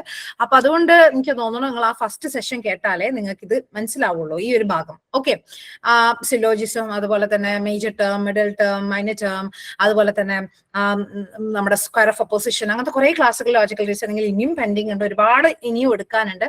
സോ നിങ്ങൾക്ക് നല്ല രീതിയിൽ എന്ത് ചെയ്യണം, നിങ്ങളത് ആ ഒരു മേഖലയും കൂടി നിങ്ങൾ അറിഞ്ഞിരിക്കണം കേട്ടോ. ഇനിയുള്ള ക്ലാസ്സുകളിൽ ടീച്ചേഴ്സ് അത് എടുക്കുന്നുണ്ടായിരിക്കും, അതും കൂടി മസ്റ്റായിട്ട് നിങ്ങൾ പഠിച്ചിരിക്കണം. ക്ലിയർ?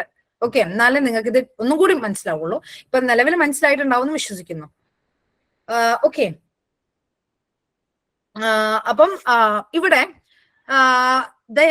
അനുമാന ആണ്, സോറി ഇതില് പക്ഷിയാണ് കൺക്ലൂഷനിൽ വരുന്നത്. വിച്ച് മീൻസ് എന്ത് ചെയ്യാണ്, ഇതിനകത്ത് ഫയർ ആണ് പക്ഷിയായിട്ട് വരുന്നത്. മൈനർ ടേം എന്ന് പറയുന്നത് സാധ്യയാണ്, സോറി മൈനർ ടേം എന്ന് പറയുന്നത് നമ്മുടെ ഹില്ലാണ്. അതുപോലെ തന്നെ മിഡിൽ ടേം എന്ന് പറയുന്നത് നമ്മുടെ സ്മോക്ക് ആണ്. ഓക്കെ, സോ ഇത് കമ്പാരിസൺ ആണ്. I'm skipping this area. Okay, ഇത് നിങ്ങൾക്ക് മനസ്സിലാവില്ല, അത് പഠിക്കാതെ കൂടുതലൊന്നും നിങ്ങൾക്ക് അറിയാണ്ടാവില്ല. I'm skipping it.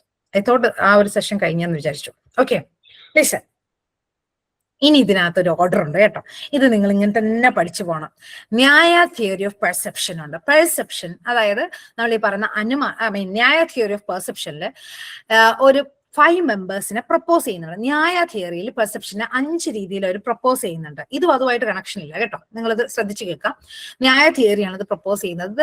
പെർസെപ്ഷന് 5 members ഉണ്ട് കേട്ടോ. പ്രതിജ്ഞ, ഹേതു, ഉദാഹരണ, ഉപനയ, നിഗമന. ഇത്രയേ ഉള്ളൂ. പ്രതിജ്ഞ, ഹേതു, ഉദാഹരണ, ഉപനയ, നിഗമന. ഇതാണ് ഓർഡർ. ഇത് നിങ്ങൾ ഈ ഓർഡറിൽ തന്നെ കാണാതെ പഠിക്കണം. അതിനുള്ളൊരു ഷോർട്ട് വേർഡ് ഉണ്ട്, ഫൂൺ എന്ന് പറയും. അതായത് റൈറ്റ് ഇറ്റ് ഹിയർ. ഇത് ഇങ്ങനെ തന്നെ പഠിച്ചു പോകണം കേട്ടോ. ഫൂൺ, THUUN, ഫൂൺ. എങ്ങനെയുണ്ട് ഫൂൺ? അതായത് പി എന്ന് പറഞ്ഞാൽ പ്രതിജ്ഞ, ഫൂന്റെ എച്ച് എന്ന് പറഞ്ഞ ഹേതു, ഉദാഹരണന്റെ യു ഉദാഹരണ, രണ്ടാമത്തെ ഉപനയ യു ഉപനയ, and last one nigamana. Okay, പ്രതിജ്ഞ, ഹേതു, ഉദാഹരണ, ഉപനയ, നിഗമന. ആ ഓർഡറിൽ തന്നെ പഠിച്ചു പോകണം. എപ്പോഴും ക്വസ്റ്റ്യൻ പേപ്പറിൽ ഇതിന്റെ ഓർഡർ ആണ് ചോദിക്കാറുള്ളത്. ചിലപ്പോൾ ഇങ്ങനെ തന്നെ ഡയറക്റ്റ് ആയിട്ട് ഓർഡറിൽ ചൂസ് ചെയ്യാൻ പറയും, അല്ലെങ്കിൽ എക്സാമ്പിൾ തന്നിട്ട് എന്ത് ചെയ്യും പറയാം. ഓക്കെ, അപ്പൊ നമുക്കിത് എന്താണെന്ന് പഠിക്കാം. അതായത് ന്യായ തിയറിയിൽ പെർസെപ്ഷന്റെ 5 മെമ്പേഴ്സ് ആണ്. പ്രതിജ്ഞ അഥവാ പ്രൊപ്പോസിഷൻ എന്ന് പറയുന്നത് ദ ഹിലാസ് ഫയർ എന്ന് പറയുന്ന എക്സാമ്പിൾ എടുക്കുകയാണെങ്കിൽ ഇതിന്റെ ഹിലാസ് ഫയർ, അതായത് അതിന്റെ കൺക്ലൂഷൻ ആണ് പ്രതിജ്ഞ. അതായത് ഞാൻ ഇങ്ങനെ പറയാം, ദർ ഈസ് ഹിലാസ് ഫയർ. അപ്പം മറ്റാൾ ചോദിക്കാം, why is it so? Because it has smokes. അതിന്റെ കാരണക്കാരനെ പറയാണ് ഹേതു. അതിന്റെ എല്ലാ കാരണക്കാരനും സ്മോക്ക് വന്നുകൊണ്ടാണ്, അതിന്റെ കാരണക്കാരൻ ഹേതുവാണ്. അപ്പൊ മറ്റാൾ ചോദിക്കാം, അതെന്തുകൊണ്ടാണ് അങ്ങനെ? അപ്പൊ ഞാൻ പറയും, അതിന് ഉദാഹരണം ഞാൻ പറഞ്ഞുതരാം. What ever has smoke has fire. Example അവൻ. എവിടെ സ്മോക്ക് ഉണ്ടോ അവിടെ ഫയർ ഉണ്ട്. അതിന് ഉദാഹരണമാണെന്ന് പറയുന്നത്. And you see it is been ഉപനയിക്ക, അതായത് അതെന്ത് ചെയ്യാണ്, നമ്മൾ smoke is invariably associated with fire. Therefore, അതായത് നിഗമനയിലോട്ട് എത്തുകയാണ്. ദെർഫോർ ദിസ് ഹാസ് ഫയർ എന്നുള്ള നിഗമനയിലോട്ട് നമ്മൾ എത്തുകയാണ് ചെയ്യുന്നത്. സോ ഈ ഒരു ഓർഡറിലാണ് എല്ലാ മീൻസ് ഇതിന്റെ 5 മെമ്പേഴ്സ് പോകുന്നത്. പ്രതിജ്ഞ, ഹേതു, ഉദാഹരണ, ഉപനയ ആൻഡ് നിഗമന. പ്രതിജ്ഞ, ഹേതു, ഉദാഹരണ, ഉപനയ ആൻഡ് നിഗമന. കേട്ടോ, ദിസ് ഹാസ് ഫയർ എന്ന് പറയുന്നത് പ്രതിജ്ഞയാണ്. അതിന്റെ കാരണക്കാരൻ ഹേതു ഹേതു ബിക്കോസ് ഇറ്റ് ഹാസ് സ്മോക്ക്. അതുപോലെ തന്നെ ഉദാഹരണമായിട്ട് പറയുകയാണെന്നുണ്ടെങ്കിൽ whatever has smoke has fire, and this hill has smoke which is invariably associated with fire, ഉപനയ, and therefore this hill has fire. നിഗമനം. ഇങ്ങനെ നിഗമനയിലോട്ട് എത്തുകയാണ് ചെയ്യുന്നത്. ഫസ്റ്റ് എന്ന് പറയുന്നത് പ്രതിജ്ഞ is logical statement which is to be proved. നമുക്ക് prove ചെയ്യേണ്ട statement ആണ് ദിസ് ഹിൽ ഹാസ് ഫയർ എന്ന് പറയുന്നത്. സെക്കൻഡ് എന്ന് പറയുന്നത് ഹേതു ആണ്. അതെന്ന് പറയുന്നത് നമ്മൾ എന്ത് ചെയ്യാണ്, പ്രൊപ്പോസിഷൻ അല്ലെങ്കിൽ വെച്ചിട്ട് നമ്മൾ അതിനെ കണക്ട് ചെയ്യാണ് ചെയ്യുന്നത്. തേർഡ് എന്ന് പറയുന്നത് നമ്മൾ ഉദാഹരണം കൊടുക്കുകയാണ്. ഫോർത്ത് എന്ന് പറയുന്നത് ഉപനയിക്കുകയാണ്. ആൻഡ് ഫിഫ്ത് എന്ന് പറയുന്നത് കൺക്ലൂഡ് ചെയ്യാണ്. therefore this hill has fire. therefore ഉള്ളതാണ് നമ്മൾ ലാസ്റ്റ് ആയിട്ട് നിഗമന പറയുന്നത്. കേട്ടോ, ഈ ഒരു എക്സാമ്പിളും ഈ ഒരു ഓർഡറും നിങ്ങൾ പഠിച്ചു വെക്കണം. നിർബന്ധമായിട്ട് അത് കാണാതെ തന്നെ പഠിച്ചു വെക്കുക. ക്ലിയർ? അതാണ് നമ്മുടെ ന്യായ ഫിലോസഫിയിലുള്ള 5 മെമ്പർ സിലോജിസം എന്ന് പറയുന്നത്. കേട്ടോ, ന്യായ തിയറി ഓഫ് പെർസെപ്ഷനില് നമ്മൾ കൊണ്ടുവരുന്ന 5 മെമ്പേഴ്സ് ആണ്. ക്ലിയർ? ഇതിന്റെ ക്വസ്റ്റ്യൻസ് ഇവിടെ എവിടെയും ഉണ്ടാവും. നമുക്കത് ചെയ്തിട്ട് ഒരു ക്വസ്റ്റ്യൻ ചെയ്താൽ നിങ്ങൾക്ക് അത് ക്ലിയർ ആവും. ഞാൻ ഇത് ഇട്ടണമെന്നാണ് എൻ്റെ ഒരു ഓർമ്മ. അപ്പൊ തന്നെ ചെയ്താല്, അയ്യോ ഇട്ടിട്ടില്ലടാ, സോറി, വേറൊരു സാധനത്തിലായിട്ട് തോന്നുന്നുണ്ട്. അപ്പൊ തന്നെ ചെയ്യാം. നമുക്ക് മറന്നു പോകരുത് കേട്ടോ, ഞാൻ ചോദിക്കാം, ലാസ്റ്റ് ചോദിക്കാം. ഓക്കെ, മറന്നു പോകരുത്. ഇത് ആ ഓർഡറിൽ തന്നെ പഠിച്ചു പോകണം. ഫോൺ. ഓക്കെ, പ്രതിജ്ഞ, ഹേതു, ഉദാഹരണ, ഉപനയ, നിഗമന. ക്ലിയർ? ഇനി നമുക്ക് അടുത്ത മേഖലയിലോട്ട് പോവാം. Types of anumana. Okay, types of anumana. Okay, അനുമാനങ്ങളെ നമ്മൾ എന്ത് ചെയ്യുന്നുണ്ട്, പല രീതിയിലായി ഡിവൈഡ് ചെയ്യുന്നുണ്ട്. അനുമാനങ്ങളെ നമ്മൾ ഡിവൈഡ് ചെയ്യുന്നുണ്ട്. ഓക്കെ, നേരത്തെ ഞാനൊരു ക്വസ്റ്റ്യൻ കണ്ടല്ലോ, സ്വാർത്ഥ ആൻഡ് പാരർത്ഥ അനുമാനം എന്നൊക്കെ പറഞ്ഞിട്ട് ഒരു ക്വസ്റ്റ്യൻ വന്നല്ലോ. അതുപോലെ അനുമാനയെ നമ്മൾ ഡിവൈഡ് ചെയ്യുന്നുണ്ട്. ഒന്നാമത്തേതാണ് സ്വാർത്ഥ അനുമാന എന്ന് പറയുന്നത്. സ്വാർത്ഥ അനുമാന, ആ പേര് പോലെ തന്നെ ഭയങ്കര സ്വാർത്ഥനാണ് ഈ അനുമാന. അതായത് ആ ഒരു സ്റ്റേറ്റ്മെന്റ് അല്ലെങ്കിൽ ആ ഒരു എക്സാമ്പിളിൽ തന്നെ നമുക്ക് എന്ത് ചെയ്യാൻ പറ്റുന്നുണ്ട്, ആ അനുമാനം നമുക്ക് ഊഹിച്ചെടുക്കാൻ പറ്റും. ഇതാണ് സ്വാർത്ഥ അനുമാനം. ദർ ഈ self evidence inference. Okay, self evident ആയിട്ടുള്ള ഇൻഫറൻസിനെയാണ് സ്വാർത്ഥ അനുമാനം എന്ന് പറയുന്നത്. സ്വാർത്ഥ അനുമാനം is when the reason and the conclusion are known directly and don't need any external evidence. വേറൊരു തെളിവും വേണ്ട. അപ്പൊ നേരത്തെ നമ്മൾ കുറെ തെളിവ് കൊണ്ടുവന്നല്ലോ, ഹിൽ ഈസ് ഫയറി എന്ന് പറയാൻ വേണ്ടി നമ്മൾ കുറെ തെളിവ് കൊണ്ടുവരേണ്ടി വന്നു. പക്ഷെ ഈ ഒരു വാക്ക് കേട്ടാൽ, ഈ ഒരു സ്റ്റേറ്റ്മെന്റ് കേട്ടാൽ തന്നെ അതിനകത്ത് എന്ത് ചെയ്യുന്നുണ്ട്, അതിനകത്ത് തന്നെ എവിഡൻസ് ഉണ്ട്. ഇതിനെയാണ് സ്വാർത്ഥ അനുമാന എന്ന് പറയുന്നത്. ഒരു എക്സാമ്പിൾ നോക്കിയാൽ നിങ്ങൾക്ക് മനസ്സിലാവും. All husbands are married. എല്ലാ ഹസ്ബൻഡ്സും മാരീഡ് ആണ്. അതെന്ത് ചെയ്യാണ്, അതിനകത്ത് സെൽഫ് എവിഡന്റ് ആണ്. നമുക്കത് ഊഹിക്കേണ്ട, അല്ലെങ്കിൽ നമുക്ക് വേറെ തെളിവൊന്നും കൊണ്ടുവരേണ്ട. എല്ലാ ഭർത്താക്കന്മാരും കല്യാണം കഴിഞ്ഞതാണ് എന്നുള്ള രീതിയിൽ നമ്മളൊരു example കൊണ്ടുവരാണ്. That is svartha anumana. Clear? Okay, husband and being married is mean so connected, so we don't need any external evidence. Okay, ഇതിനെയാണ് സ്വാർത്ഥ അനുമാന എന്ന് പറയുന്നത്. ക്ലിയർ ആണോ? ഇതുവരെ ക്ലിയർ അല്ലേടാ? If there is any doubt or something you can ask me. Okay, ഞാൻ syllogism പറ്റുകയാണെങ്കിൽ സമയം ഉണ്ടെങ്കിൽ എടുക്കാം കേട്ടോ. ഞാൻ വിചാരിച്ചു ആ ടോപ്പിക് കഴിഞ്ഞിട്ടുണ്ടാവുന്നത്. എന്റെ favourite area syllogism. I love teaching syllogism. ഭയങ്കര രസമാണ്. ഈ പറയുന്നതില് ഇന്ത്യൻ ലോജിക്കില് ആക്ച്വലി ഇന്ത്യൻ ലോജിക്ക് ഞാൻ എടുക്കാറുണ്ട്.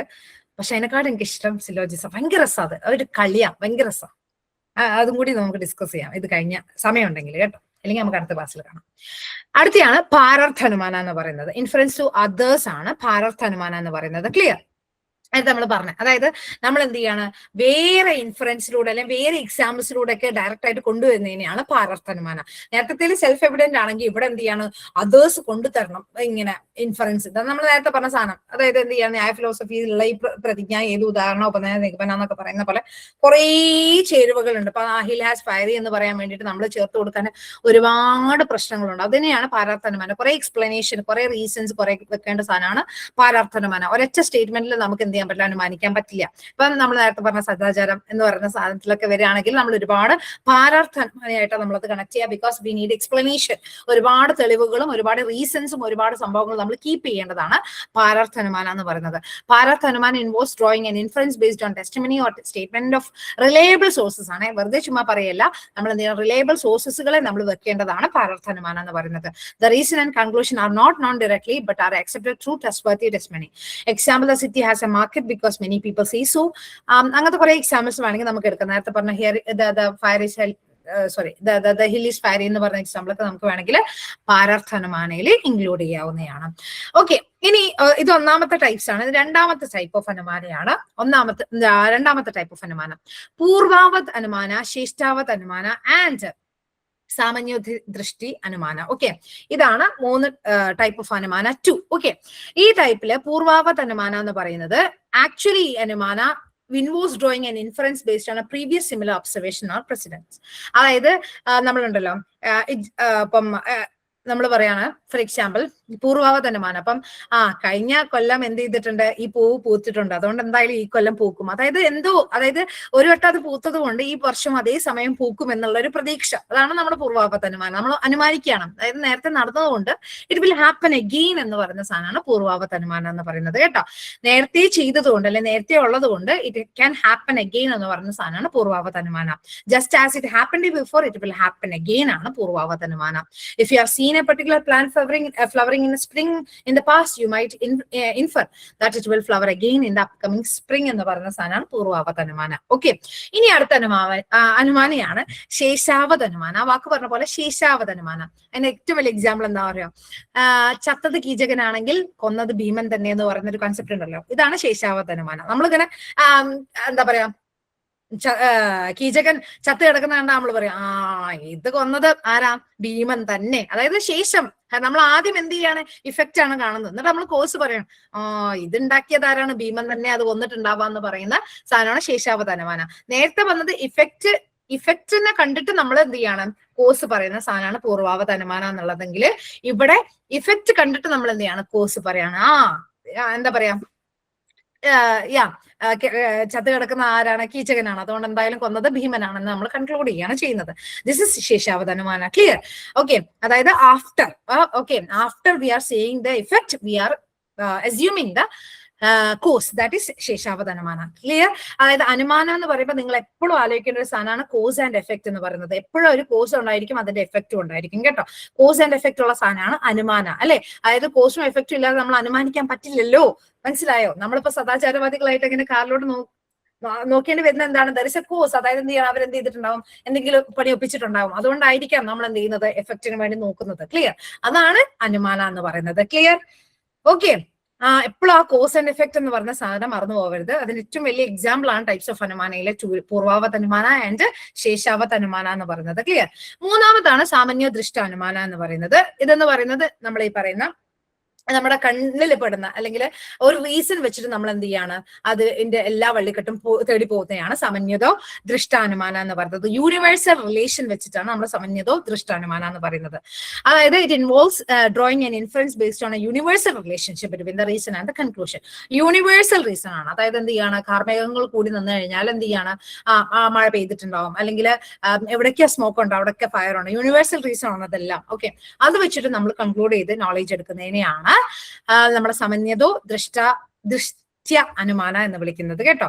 If you observe that what ever there is smoke there is fire എന്ന് പറയുന്ന സാധനം, അല്ലെങ്കിൽ ഇഫ് ദർ ഇസ് എന്താ പറയാ വെള്ളത്തുള്ളികൾ എന്താ പറയാ മണ്ണിൽ പതിഞ്ഞ് കാണുകയാണെന്നുണ്ടെങ്കിൽ അവിടെ മഴ പെയ്തിട്ടുണ്ട്, അല്ലെങ്കിൽ മഴയുടെ മണക്ക് കണ്ടു കഴിഞ്ഞാൽ അവിടെ മഴ പെയ്തിട്ടുണ്ട് എന്നുള്ളത് യൂണിവേഴ്സൽ കോൺകറൻസ് ആണ് ഈ പറയുന്ന സമന്വതോ ദൃഷ്ട അനുമാന എന്ന് പറയുന്നത്.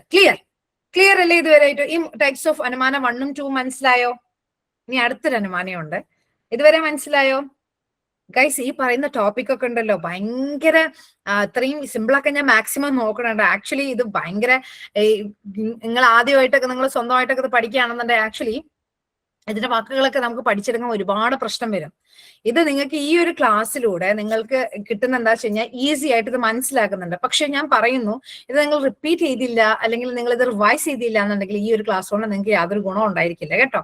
മനസ്സിലായല്ലോ? ഇത് ഇന്ന് തന്നെ പോയിട്ട് എന്ത് ചെയ്യണം, ഒന്നുകൊണ്ട് റിപ്പീറ്റ് ചെയ്ത് വായിക്കണം, മനസ്സിലാക്കണം, അർത്ഥം വെച്ച് പഠിക്കണം. എന്നാൽ മാത്രമേ നിങ്ങൾക്ക് ഇതിന് എന്തെങ്കിലുമൊക്കെ ഗുണം ഉണ്ടാവുള്ളൂ. അല്ലെങ്കിൽ it is like A waste. Okay, I repeat it. അതായത് ഞാനത് സ്വന്തമായിട്ട് പഠിച്ചെടുക്കുന്ന സമയത്ത് ഇതിന് കുറേ സമയം ഇൻവെസ്റ്റ് ചെയ്തിട്ടുണ്ട്. ബട്ട് നമ്മൾ ഈ പറയുന്ന പോലെ ക്ലാസ്സസും കോച്ചിങ്ങും ഒക്കെ എടുക്കുന്നതിനുള്ള ഗുണം എന്ന് വെച്ച് കഴിഞ്ഞാല് നമുക്കതിനെ ഈസി ആക്കാൻ പറ്റും എന്നുള്ളതാണ്. ക്ലിയർ? ഇനി അടുത്ത അനുമാനയാണ്. ഇതുവരെ മനസ്സിലായില്ലടാ? ക്ലിയർ ആയിട്ട് കുറച്ച് പേര് തംസപ്പെട്ടുള്ളൂ. Please participate. എല്ലാവരും ഓണാക്കി പോയോ ദൈവമേ? Okay, fine. ഓക്കെ, തുടക്കത്തിലുള്ള ആ ഒരു ആവേശം തംസപ്പൊന്നും ഇല്ല ഇപ്പം കേട്ടോ. നിങ്ങളെല്ലാം ഞാൻ ആദ്യം പറഞ്ഞതല്ലേ നിങ്ങളോട്, നിങ്ങൾക്ക് അതെന്ത് ചെയ്യും, കുറച്ച് കഴിഞ്ഞാൽ എന്ത് ചെയ്യും, ഇങ്ങനെ ഇങ്ങനെ ആണ് അതിന്റെ രീതി. Okay, whatever. Types of Anumanas. 3. Keval Nyaya Anumana, Keval Vaitreya Anumana, and Anyaya Vaitreya Anumana. 3 type of അനുമാനയാണ്. Kewal ന്യായി അനുമാന, അതായത് കൺകമിറ്റന്റ് റിലേഷൻഷിപ്പ് ആണ് ഈ പറയുന്ന കേവൽ ന്യായി അനുമാന എന്ന് പറയുന്നത്. ഓക്കെ, അതായത് ഈ പോസിറ്റീവ് ആയിട്ടുള്ള റിലേഷൻഷിപ്പ് ആണ് കേവൽ ന്യായി അനുമാന എന്ന് പറയുന്നത്. ഇതിനകത്ത് നിങ്ങൾക്ക് നെഗറ്റീവ് കാണാൻ പറ്റില്ല, പോസിറ്റീവ്. അവർ ഭയങ്കര പോസിറ്റീവ് കണക്ഷനാ. If there is a fire there is if there is smoke there is fire there is ഇൽ എന്നൊക്കെ പറഞ്ഞ സാധനം ഉണ്ടല്ലോ, ഇത് ഭയങ്കര പോസിറ്റീവ് കണക്ഷനാണ്. നോ നെഗറ്റീവ് വേർഡ്സ്, അല്ലെങ്കിൽ ഒരു സാധനം നിങ്ങൾക്ക് നെഗറ്റീവ് ആയിട്ട് കാണാൻ പറ്റില്ല. പോസിറ്റീവ് കൺകമിറ്റന്റ് റിലേഷൻഷിപ്പ് ആണ് കേവൽ ന്യായി അനുമാന എന്ന് പറയുന്നത്. ഇറ്റ് ഈസ് അവർ തമ്മിലുള്ള ബന്ധമാണ് കേവൽ ന്യായി അനുമാനം നമുക്ക് കാണുന്നത് കേട്ടോ. Positive relationship. ഓരോ അനുമാനയ്ക്കും അല്ലെങ്കിൽ ഓരോ ടൈപ്സിനും ഞാൻ ഓരോരോ കീവേഡ് പറയുന്നുണ്ട്. അത് നിങ്ങൾ മുദ്രകൾ ശ്രദ്ധിക്കണം കേട്ടോ. അതായത് ഓരോന്നിനും ഓരോരോ കീവേഡുകൾ ഉണ്ട്, അത് നിങ്ങൾ ശ്രദ്ധിച്ചു വെച്ചാൽ നിങ്ങൾക്ക് മനസ്സിലാവും. ഇവിടെയുള്ള കീവേഡ് എന്ന് പറയുന്നത് പോസിറ്റീവ് കൺകമിറ്റൻസ് എന്നാണ്. നേരത്തെ ഞാൻ പറഞ്ഞതിൽ എന്താണ് ഓരോന്നിന്റെ എക്സാമ്പിൾസ് പറഞ്ഞിട്ടുണ്ടായിരുന്നു. അപ്പം നിങ്ങൾ അത് ശ്രദ്ധിക്കണം. ക്ലിയർ? കേവൽ ന്യായ അനുമാനം എന്ന് പറയുന്നത് actually they are in positive relationship. Okay, and it establish a connection between two events or properties based on their invariable concomitance ആണ്, where one always accompanies the other. അതായത് ഒന്നുണ്ടെങ്കിൽ ഒന്നുണ്ടായിരിക്കും. നമ്മുടെ മറ്റേ വിക്രമനും വേതാളവും പോലെ, വിക്രമൻ ഉണ്ടെങ്കിൽ വേതാളം ഉണ്ടാവും എന്ന് പറയുന്നത് പോലെയാണ് കേവൽ ന്യായ അനുമാനം. വിച്ച് മീൻസ് എന്ത് ചെയ്യാണ്, ഒന്നുണ്ടെങ്കിൽ എന്തായാലും ഒന്നുണ്ടായിരിക്കും. അതായത് മേഘം ഉണ്ടെങ്കിൽ മഴയുണ്ട്, മേഘം ഉണ്ടെങ്കിൽ അല്ലെങ്കിൽ മഴയുണ്ടെങ്കിൽ ചളിയുണ്ട്. ആ ഒരു സാധനമാണ് കേവൽ ന്യായ അനുമാനം. ഒന്നുണ്ടെങ്കിൽ ഒന്നുണ്ട്, പോസിറ്റീവ് റിലേഷൻഷിപ്പ് ആണ്. അതായത് അവിടെ പുകയുണ്ടെങ്കിൽ എന്തായാലും തീ ഉണ്ട് എന്നുള്ള സാധനമാണ് കേവൽ ന്യായ അനുമാനം എന്ന് പറയുന്നത്. അതായത് നമ്മളുണ്ടല്ലോ കൂട്ടുകാരൻ, ഞാനുണ്ടെങ്കിൽ അവളുണ്ടെന്ന് പറയുന്ന സാധനമാണ് കേവൽ ന്യായ അനുമാനം എന്ന് പറയുന്നത്. It is a positive concomitant relationship ആണെന്ന് ഓർത്തിരിക്കുക. അടുത്താണ് കേവൽ വൈത്രേയ അനുമാനം. ഒന്നുണ്ടെങ്കിൽ ഒന്നില്ല, അതായത് അവളുണ്ടെങ്കിൽ ഞാൻ ഇല്ല. അതായത് ശത്രുക്കളാണ് ഇവര് ഭയങ്കര നെഗറ്റീവാണ്. അതായത് കോൺട്രാഡിക്ടറി റിലേഷൻഷിപ്പ് ആണ് ഇവര് കേട്ടോ. കേവൽ വൈത്രേയ അനുമാനം എന്ന് പറയുന്നത് based on principle of contradictory relationship ആണ്. ടു ഓർ ഈവൻസ് അല്ലെങ്കിൽ properties based on invariable absence ആണ്. അതായത് ഒന്നുണ്ടെങ്കിൽ ഒന്നില്ല, അതായത് ഡാർക്ക്നെസ് ഉണ്ടെങ്കിൽ ലൈറ്റ്നെസ് ഇല്ല, അല്ലെങ്കിൽ എന്താ പറയാ നമ്മൾ ഈ പറയുന്നത് പോലെ അവളുണ്ടെങ്കിൽ ഞാൻ ഇല്ല എന്ന് പറയുന്ന പോലെ, അതാണ് കേവൽ വൈത്രേയ അനുമാനം. ഡാർക്ക്നെസ് ഉണ്ടെങ്കിൽ ലൈറ്റ്നെസ് ഇല്ല, ഓപ്പോസിറ്റ് സാധനം, കോൺട്രാഡിക്ടറി സാധനങ്ങളാണ് കേവൽ വൈത്രേയ അനുമാനം എന്ന് പറയുന്നത്. ക്ലിയർ? അതായത് ഹേതു, സാധ്യ, ആ സാധനം. ഓക്കെ, അതൊക്കെ എന്ത് ചെയ്യണം, ഓപ്പോസിറ്റ് ആയിരിക്കും. ക്ലിയർ? ഇനിയുള്ളതാണ് അന്യായ വൈത്രേയ അനുമാനം. അതായത് ഇതെന്ന് പറഞ്ഞ രണ്ടും കൂടി, അതായത് കേവൽ ന്യായിന്റെയും കേവൽ വൈത്രേയന്റെയും കൂടി മിക്സ്ഡ് ആണ് അന്യായ വൈത്രേയ എന്ന് പറയുന്നത്. അതായത് പോസിറ്റീവ് പ്ലസ് നെഗറ്റീവ് ആണ് അന്യായ വൈത്രേയ എന്ന് പറയുന്നത്. ഇവർക്ക് അങ്ങനത്തെ പ്രശ്നങ്ങളൊന്നും ഇല്ല. അതായത് എന്ത് ചെയ്യാണ്, it is joint agreement and difference ആണ്. അതായത് കുഴപ്പമില്ല, അതായത് പോസിറ്റീവ് ആയാലും കുഴപ്പമില്ല, നെഗറ്റീവ് ആയാലും കുഴപ്പമില്ല. അതായത് എന്താ പറയാ, ഇങ്ങനെ പറയാം, അതായത് മഴയുണ്ടെന്നുണ്ടെങ്കിൽ അവിടെ ക്ലൗഡ് ഉണ്ടായിരിക്കും, മഴ ഇല്ല എന്നുണ്ടെങ്കിൽ അവിടെ ക്ലൗഡ് ഇല്ല എന്നുള്ള രീതിയിലാണ് ഇതിന് എക്സാമ്പിൾ ആയിട്ട് കൊടുത്തിരിക്കുന്നത് അന്വയ വൈത്രേയി. അതായത് രണ്ടും ഉണ്ട്, മഴയില്ലെങ്കിൽ ക്ലൗഡ് ഇല്ല, മഴയില്ലെങ്കിൽ ക്ലൗഡ് ഇല്ല, മഴ ഉണ്ടെങ്കിൽ ക്ലൗഡ് ഉണ്ട്. ഇങ്ങനത്തെ സാധനമാണ് അന്വയ വൈത്രേയി എന്ന് പറയുന്നത്. മനസ്സിലായോ? രണ്ടും കൂടി മിക്സ്ഡ് ആണ് അന്വയ വൈത്രേയി. നേരത്തെ പോസിറ്റീവ് ആണെങ്കിൽ ഇത് നെഗറ്റീവ് ആണെങ്കിൽ ഇത് പോസിറ്റീവ് ആൻഡ് നെഗറ്റീവ് മിക്സ്ഡ് ആണ്. ക്ലിയർ? ഇതാണ് അനുമാനയുടെ ഡിഫറൻസ് എന്ന് പറയുന്നത്. ഇനി നേരത്തെ വന്നിട്ടുള്ള ഒരു ക്വസ്റ്റ്യൻ ഇല്ലേ, സ്വാർത്ഥ ആൻഡ് പാരർത്ഥ. ഇത് ഞാൻ പറഞ്ഞു, സ്വാർത്ഥമായിട്ടുള്ളതെന്ന് പറയുന്നത് ഞാൻ പറഞ്ഞെന്ന് തോന്നുന്നു. സ്വാർത്ഥ എന്ന് പറയുന്നത് ആക്ച്വലി എന്ത് ചെയ്യാണ്, സെൽഫ് എവിഡന്റ് ആണ്. ഓൾ ഹസ്ബൻഡ്സ് ആർ മാരീഡ് എന്ന് പറയുന്ന ഒരു എക്സാമ്പിൾ ആണ് സ്വാർത്ഥ. പാരർത്ഥ എന്ന് പറയുന്നത് നമ്മൾ എന്ത് ചെയ്യണം, നമ്മൾ വേറെ കുറെ എക്സാമ്പിൾസ് ആൻഡ് റീസൺസ് കൊടുത്തിട്ട് എക്സ്പ്ലെയിൻ ചെയ്യുന്നതാണ് പാരർത്ഥ അനുമാനം എന്ന് പറയുന്നത്. I have explain it right. ഇനി അക്കോർഡിംഗ് ടു അനദർ ക്ലാസിഫിക്കേഷൻ, ഇത് ഞാൻ പറഞ്ഞല്ലോ അല്ലെ, വ്യാപ്തി വേണ്ട, നമുക്ക് ഇനി കുറച്ച് ക്വസ്റ്റ്യൻസ് നോക്കാം. ഓക്കെ, ഇതുവരെ മനസ്സിലായോ? Is it clear guys? I getting bored? Bore അടിക്കുന്നില്ലല്ലോ? ഇല്ല. ഓക്കെ, നെക്സ്റ്റ് ക്വസ്റ്റ്യൻ നോക്കിയേ. Which of the following pramanas is differentiated in svartha and parartha types? Svartha and parartha ആയിട്ട് ഡിവൈഡ് ചെയ്തിരിക്കുന്നത് ഏത് പ്രമാണയാണ്? ഇവിടെ വാക്കുകൾ ശ്രദ്ധിക്കണം കേട്ടോ, പ്രമാണയാണ് ചോദിച്ചിരിക്കുന്നത്.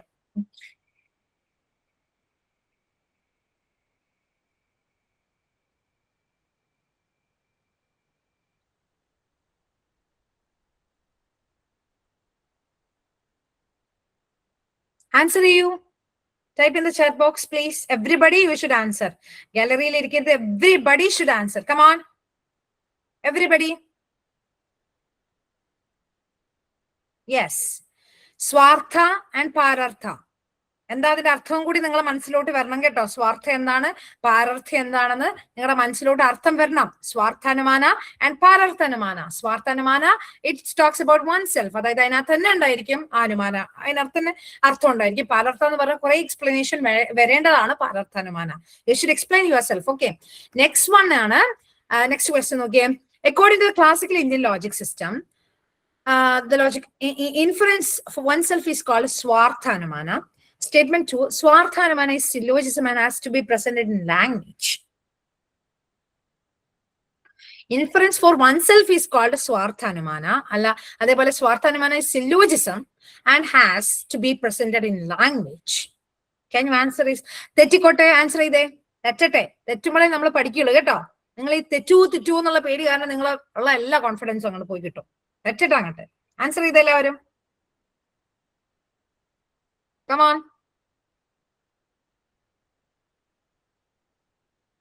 ഒന്ന് രണ്ട് മൂന്ന് പേരപ്പ ആൻസർ ചെയ്തിട്ടുണ്ട്.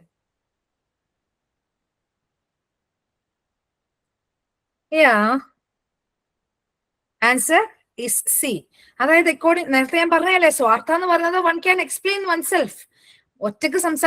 ഒറ്റക്കുള്ള സ്റ്റേറ്റ്മെന്റിൽ എന്ത് ചെയ്യാൻ പറയാൻ പറ്റുന്ന സാധനമാണ് സ്വാർത്ഥാനുമാന എന്ന് പറയുന്നത്. സ്വാർത്ഥാനുമാന സില്ലോജിസം അല്ല. It has to be present in language, okay, but it is not syllogism. Okay, അത് ഒരിക്കലും അനുമാനയാണ്, സില്ലോജിസം അല്ല. Okay, next question. For the classical Indian thinkers, inference means only syllogistic inference. Unlike Aristotelian syllogism, Anumana involves 4 steps instead of 3. ഞാൻ പറഞ്ഞില്ല, അരിസ്റ്റോട്ടിയൻ syllogism പഠിക്കാത്തത് കൊണ്ട് നിങ്ങൾക്ക് ചിലപ്പോൾ ഒരു കൺഫ്യൂഷൻ ഉണ്ടാവും. സിലോജിസം എന്ന് പറഞ്ഞാൽ ഒന്നുമില്ലടാ, 2 പ്രിമൈസിൽ നിന്നൊരു കൺക്ലൂഷൻ എടുക്കുന്നതിനെയാണ് സിലോജിസം എന്ന് പറയുന്നത്. Kunchacko is an actor, all actors are human, therefore Kunchacko is human എന്നൊക്കെ പറയുമല്ലോ. ഇങ്ങനത്തെ സാധനമാണ് സിലോജിസം. നിങ്ങൾ ക്വസ്റ്റ്യൻ പേപ്പറിൽ കണ്ടിട്ടുണ്ടാവും. ഈ സാധനമാണ് സിലോജിസം എന്ന് പറയുന്നത്. ഓക്കെ, നമുക്ക് അടുത്ത ക്ലാസ്സിൽ എടുക്കാം, അല്ലെങ്കിൽ ഇതിന് സമയം ഉണ്ടെങ്കിൽ നമുക്കത് പറയാം. For the classical Indian thinkers, inference means only syllogistic inference. Unlike Aristotelian syllogism, anumana involves 4 steps. അല്ല, അരിസ്റ്റോട്ടിയൻ സിലോജിസം പോലെ അനുമാന 3 സ്റ്റെപ്പ് തന്നെയാണ് ഇൻക്ലൂഡ് ചെയ്തിരിക്കുന്നത്. സോ സ്റ്റേറ്റ്മെന്റ് 2 ഫാൾസ് ആണ്, സ്റ്റേറ്റ്മെന്റ് 1 ഈസ് കറക്റ്റ് ആണ് കേട്ടോ. Next question, which one of the following sources of knowledge in classical Indian philosophy is based on similarity of the unobserved object with the non-object? Easy ആണ്, പ്രമാണയാണ് നിങ്ങൾ choose ചെയ്യേണ്ടത്. Easy question it is, എല്ലാവരും answer ചെയ്യണം. Similarity of the unobserved object with the non-object. എന്റെ പട്ടി പൂച്ച example ഒക്കെ ഓർത്ത് കാണണം. Come on.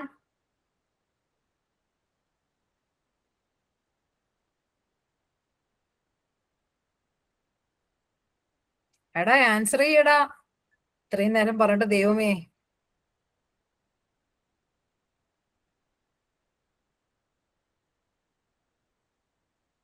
Yes, everybody are answering correct. Thank you. Thank you. Proud of you guys. You are there. നിങ്ങൾക്ക് കിട്ടി. You are there. കുറച്ചെങ്കിലും മനസ്സിലായെന്ന് വിശ്വസിക്കുന്നു. ഈ ഒരു ക്ലാസ് കൊണ്ട് കുറച്ചെങ്കിലും എഫക്റ്റ് ഉണ്ടായല്ലോ, സമാധാനം, ആശ്വാസം. Yes, it is ഉപമാന.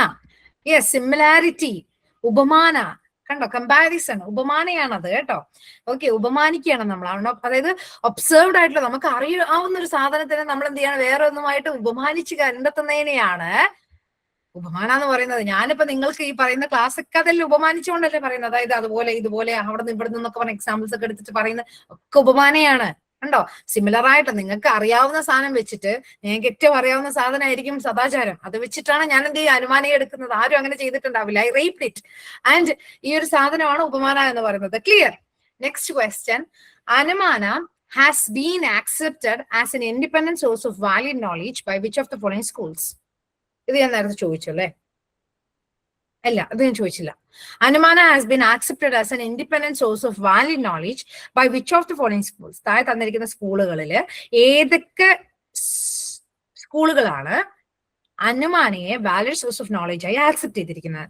നേരത്തെ ഞാൻ കുറച്ചെണ്ണം പറഞ്ഞിട്ടുണ്ടായിരുന്നില്ലേ? നോട്ട് ചെയ്തവർക്ക് കിട്ടും.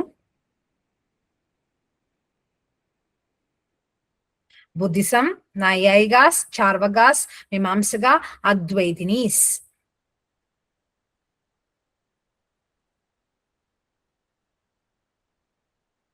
പല പല ആൻസേഴ്സ് ആണല്ലോ അല്ലെ? ഇടണോ? യെസ്, ഇറ്റ് ഈസ് സി ആണ്, ഓപ്ഷൻ സി ആണ് ശരിയായിട്ടുള്ള ഉത്തരം.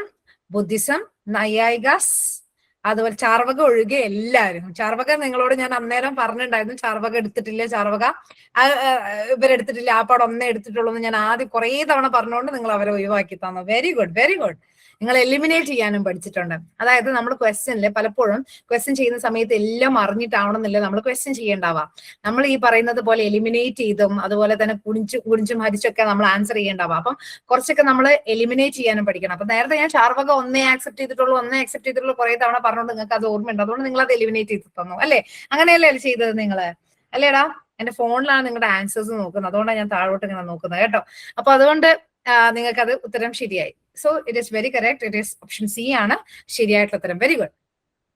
In an illustration of inference that the sun moves like other moving objects, its position changes represent dash. Sun moves like other moving objects, its position changes represent paksha, purvavat-anumana, samanyodrishta-anumana, sheshavat-anumana. Sun moves like other moving objects, its position changes. ഏതായിരിക്കും? പൂർവാവത്താണോ, ശേഷാവത്താണോ? ശശാവത് എന്ന് പറയുന്നത് എന്താണ്? കീചകന്റേത്. സമന്വദ്രഷ്ടയാണോ, പൂർവാവത്താണോ, പക്ഷിയാണോ? പക്ഷേ പക്ഷേ ആ സാധനമല്ല, അത് ഒഴിവാക്കിയതേ. ബാക്കിയുള്ള അനുമാനം പോട്ടെ.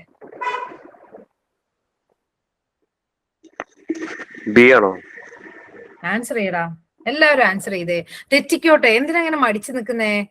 അപ്പോഴല്ലേ നമ്മൾ എൻഗേജ്ഡ് ആവുള്ളൂ, അപ്പോഴല്ലേ നമുക്ക് ഇതിലെ ആക്റ്റീവ് പാർട്ടിസിപ്പേഷൻ ഉണ്ടാവുള്ളൂ, നമുക്ക് മനസ്സിലാവുള്ളൂ. തെറ്റിയാലല്ലേ നമ്മൾ അത് പഠിക്കുള്ളൂ.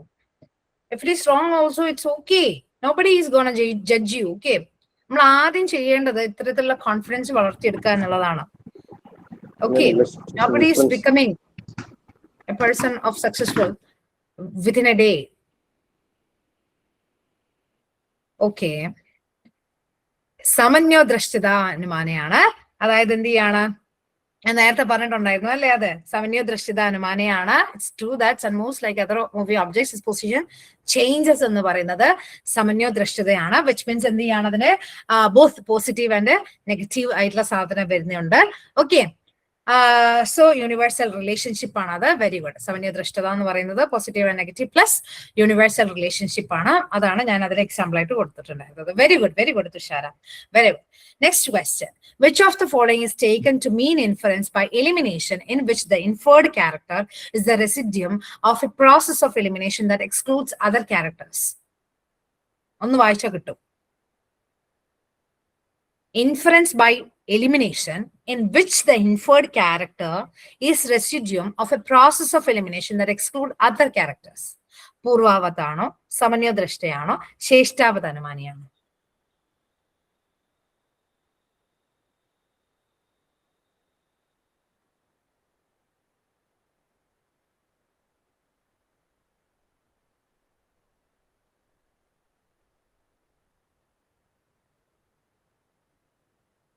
Come on, everybody. തെറ്റിക്കോട്ടെ, കുഴപ്പമില്ല. Yes, it is option D ആണ്. ശേഷാവത് അനുമാനയാണ്. അതായത് നമ്മൾ എന്ത് ചെയ്യാണ്? ശേഷാവത് മീൻസ് ആഫ്റ്റർ ആയിട്ട് നമ്മൾ കൊണ്ടുവരുന്ന സാധനമാണത്. Okay, inference by elimination in which the inferred character is residuum of process of elimination. ഒന്നിന്റെ ബാക്കിയാണ് മറ്റതെന്ന് പറയുന്നത്. അപ്പൊ അത് ശേഷാവത് അനുമാനയാണ്. അത് വായിച്ചാൽ നിങ്ങൾക്ക് മനസ്സിലാവും. നിങ്ങൾക്ക് വേണമെങ്കിൽ ഇത് സമന്വദ്രഷ്ടിയും പക്ഷി ഒഴിവാക്കിയിട്ട് പൂർവാവതും ശേഷാവതും ഏതാണെന്ന് നോക്കിയാൽ മതിയായിരുന്നു. പൂർവാവതല്ല എന്നുള്ളത് നമുക്ക് വായിച്ചാൽ തന്നെ മനസ്സിലാവുന്നുണ്ട്. ഓക്കെ, അങ്ങനെയാണ് ആൻസേഴ്സ് എഴുതേണ്ട. ഒന്ന് രണ്ട് പേര് ആൻസർ ചെയ്തു. Very good, very good. Next question. ന്യായ സ്കൂൾ ആക്സെപ്റ്റ് ചെയ്തത് ഞാൻ പറഞ്ഞില്ലേ? ന്യായ സ്കൂള് ഏതൊക്കെ പ്രമാണം ആക്സെപ്റ്റ് ചെയ്തത് ഞാൻ പറഞ്ഞിട്ടുണ്ടായിരുന്നു. According to classical Indian logic, knowledge derived from comparison and which roughly corresponds to the analogy is. ഇത് ഈസി ക്വസ്റ്റ്യൻ ആണ്. ഇത് ആൻസർ ചെയ്തില്ലേ ഞാൻ നിർത്തി പോവാണ്. I will not teach you gain. അത്ര ഈസി ക്വസ്റ്റ്യൻ ആണത്. സി, ഉപമാന.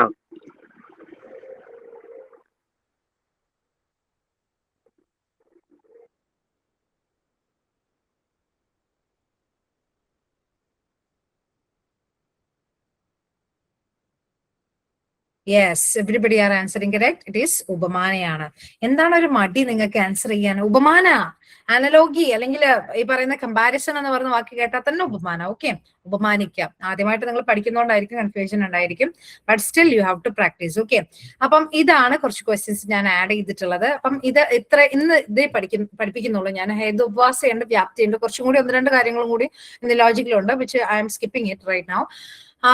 അതുകൊണ്ട് ഇതാണ് ടോട്ടലി ഇന്ത്യൻ ലോജിക്കിൽ നിന്നും വരുന്ന ഇമ്പോർട്ടന്റ് ആയിട്ടുള്ള ടോപ്പിക്കുകള്. അതായത് ഇതിൽ നിങ്ങൾ നോക്കേണ്ട കാര്യങ്ങൾ എന്ന് പറയുന്നത് അനുമാനയുടെ ഡിഫറൻസുകളും അതേപോലെ സ്ട്രക്ചർ ആൻഡ് കൈൻഡ്സ് ഓഫ് അനുമാനയും, അതുപോലെ തന്നെ ഞാൻ നേരത്തെ പറഞ്ഞു തന്നിട്ടുള്ള ഒരു 5 മെമ്പേഴ്സും കാര്യങ്ങളൊക്കെയാണ്. അതൊക്കെ നിങ്ങൾ റിപ്പീറ്റ് ചെയ്ത് നോക്കണം. അതുപോലെ പ്രമാണയും കാര്യങ്ങളും. ഈ ഒറ്റ ക്ലാസ് കൊണ്ട് ഒന്നും തീരുന്നില്ല കേട്ടോ. ഇന്ത്യൻ ലോജിക്കില് ഈ ഒരു ക്ലാസ് കൊണ്ട് ഒന്നും തീരുന്നില്ല, ഒന്നും ആവുന്നില്ല. നിങ്ങളുടെ റിപ്പീറ്റഡ് ആയിട്ടുള്ള PYQ ഡിസ്കഷൻസും അതുപോലെ PYQ ചെയ്യുന്നതിലൂടെയാണ് നിങ്ങൾക്ക് ഈ പറയുന്നത് കവർ ചെയ്യുന്നത്. ക്ലിയർ? ഓക്കെ, എന്നാലേ നിങ്ങൾക്ക് ഇത് തീർക്കാൻ സാധിക്കുള്ളൂ. ഇനി ഇതിനകത്ത് ഹേതുഭാസയും വ്യാപ്തി കുറച്ച് കാര്യങ്ങളുണ്ട്. ഫലസീസ്, അത് ഫലസീസ് സാധാരണ എസ്റ്റോണിയൻ ഫലസി പോലെ തന്നെയാണ് ഈ ഇതില് ഫലസീസ് വരുന്നത്. അത് ഇന്ന് കൊണ്ട് തീരൂല, അതുകൊണ്ട് ഞാൻ ആ ടോപ്പിക് എടുക്കുന്നില്ല. പക്ഷെ ഇന്ന് ഞാൻ ഇത് കവർ ചെയ്യണം എന്ന് എനിക്ക് ആഗ്രഹമുണ്ട്. അതായത് അനുമാനയുടെ വിച്ച് മീൻസ് ഈ ഒരു ഭാഗം, അതായത് സാധ്യ ഹേതു പക്ഷെ നിങ്ങൾക്ക് മനസ്സിലായില്ല എന്നാണ് ഞാൻ മനസ്സിലാക്കുന്നത്. അപ്പൊ അതുകൊണ്ട് അത് പറയണമെന്നുണ്ടെങ്കിൽ അരിസ്റ്റോട്ടലിയൻ സിലോജിസം പറയണം. അപ്പൊ അതും കൂടി പറഞ്ഞിട്ട് ഞാൻ ഇത് വൈൻഡപ്പ് ചെയ്യാം. ഷാൾ ഐ കണ്ടിന്യൂ, അല്ലെങ്കിൽ ഇപ്പൊ വൈൻഡപ്പ് ചെയ്യണോ? Are you ready? It's your choice. Are you ready? അതായത് അരിസ്റ്റോട്ടലിയൻ സിലോജിസം പറഞ്ഞതിന്റെ ശേഷം ഞാനിത് പറയാൻ എന്നെ സമ്മതിക്കുവോ? Are you ready? Are you bored or are you getting tired or something?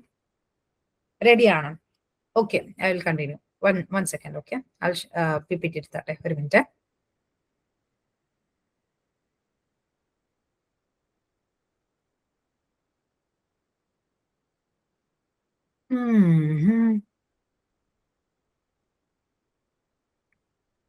Guys, paper 1 നല്ല ടൈം ഇൻവെസ്റ്റ് ചെയ്താൽ നിങ്ങൾക്ക് നല്ല റിസൾട്ട് ഉണ്ടാകും കേട്ടോ. പേപ്പർ 1 നല്ല ടൈം ഇൻവെസ്റ്റ് ചെയ്യണം. അതായത് every day you have to invest time. എങ്ങനെ വന്നു കഴിഞ്ഞാലും നിങ്ങൾ ഡിവൈഡ് ചെയ്ത് പഠിക്കാൻ വേണ്ടി പഠിക്കണം കേട്ടോ. അത് ഭയങ്കര ഇമ്പോർട്ടന്റ് ആണ്. കാരണം ഈ പറഞ്ഞ് ജയിച്ച എല്ലാ ടീംസും പേപ്പർ 1 നല്ല സ്കോർ ചെയ്തവരാണ്. Paper 1, 1 second. Okay, paper 1 is very important. You have to keep in touch with it.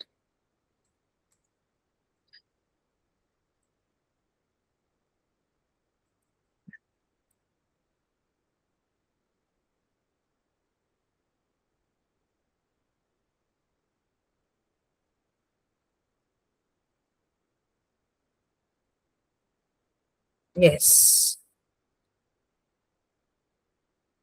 I'm sharing the screen. You're ready, right? Okay. Listen, syllogism പറയാം.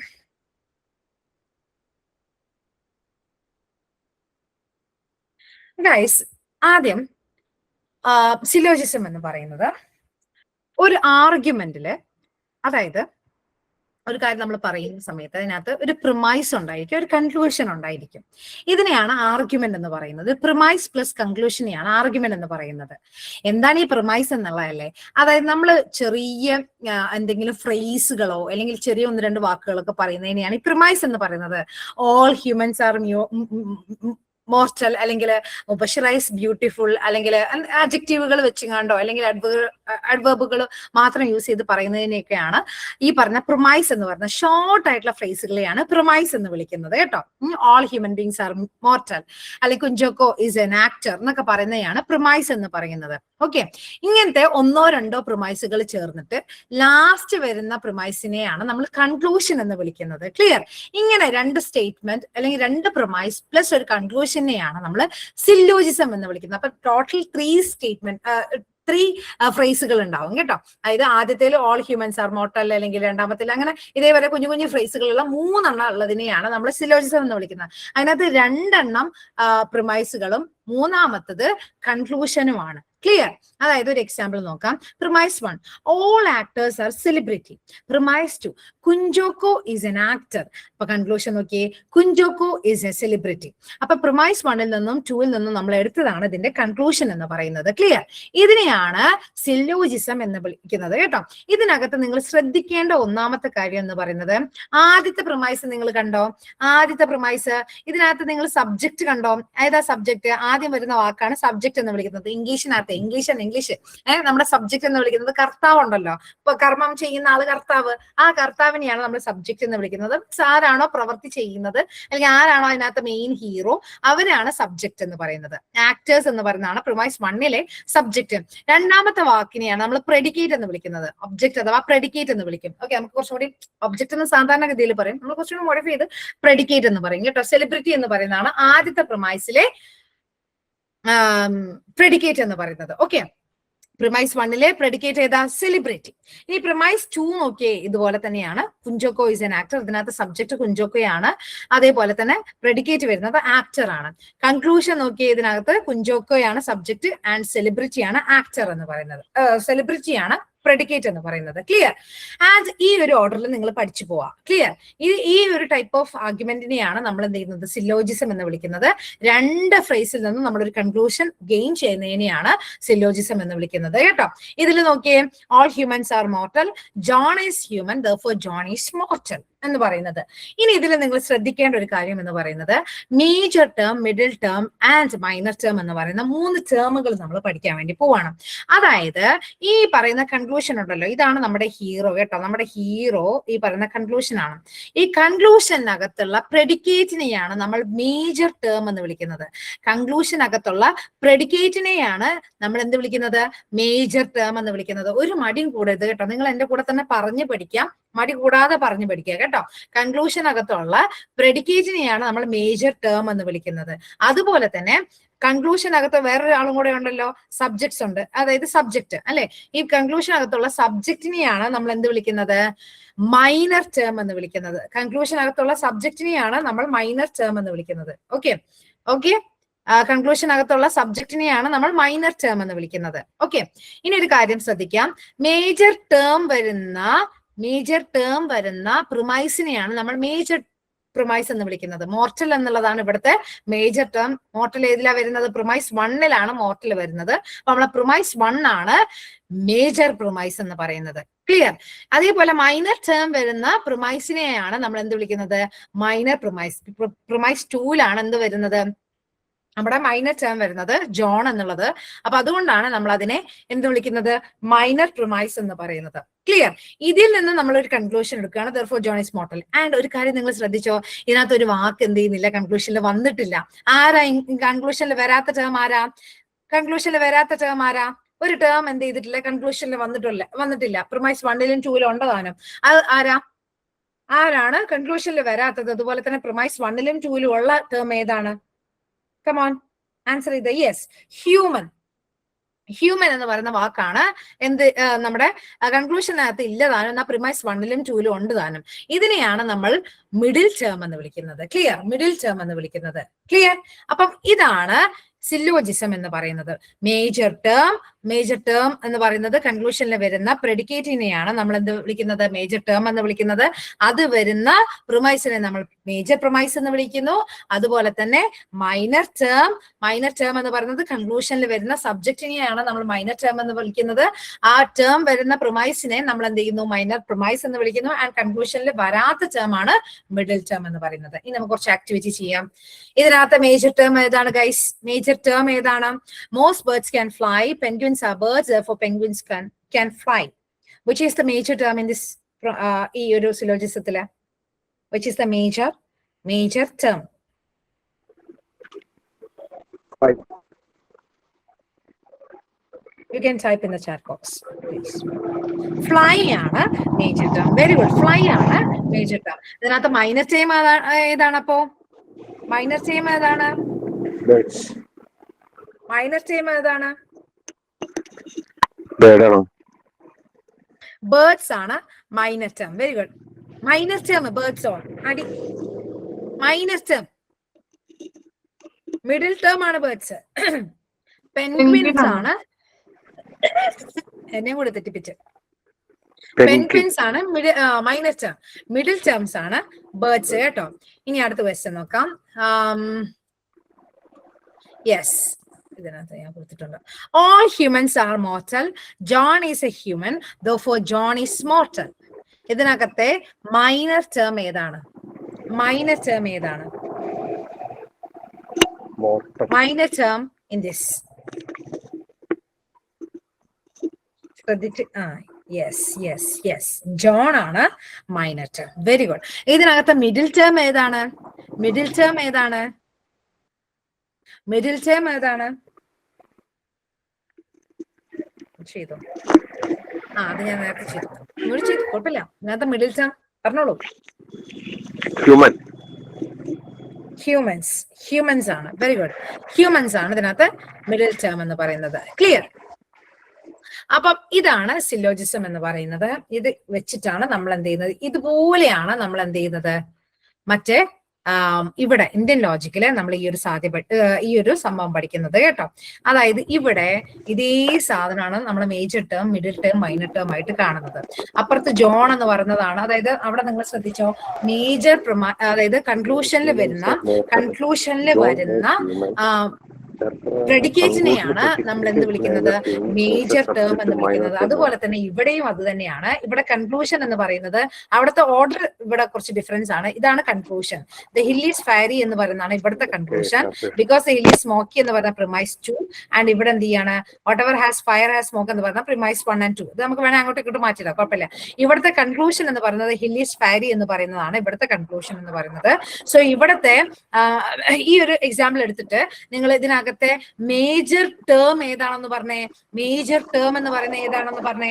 The hill is fiery because the hill is smoky, whatever has fire has smoke എന്ന് പറയുന്നതിനകത്തെ major term ഏതാണ്? Come on, ഏതാ major term? Yes, fire എന്ന് പറയുന്ന വാക്കാണ് major term എന്ന് പറയുന്നത്. എടാ, ദ ഹിൽ ഈസ് ഫയറി, ഇതാണ് ഇതിന്റെ conclusion. The hill is fiery എന്ന് പറഞ്ഞാൽ ഇവിടുത്തെ കൺക്ലൂഷൻ കേട്ടോ. നമ്മൾ ഇതല്ല കൺക്ലൂഷൻ. സ്മോക്ക് ഇട്ടവരോടാണ് ഞാൻ പറയുന്നത്, തെറ്റിപ്പോയിട്ടുണ്ടാവും. ഈ ഒരു ഇതാണ് കൺക്ലൂഷൻ ആയിട്ട് വരുന്നത്. ഫസ്റ്റത്തെ സെന്റൻസ് ആണ് ഇതാണ് conclusion. The hill is fairy ആണ് കൺക്ലൂഷൻ എന്ന് പറയുന്നത്. അപ്പൊ അതിനകത്തെ പ്രെഡിക്കേറ്റ് എന്ന് പറയുന്നത് ഫയർ ആണ്.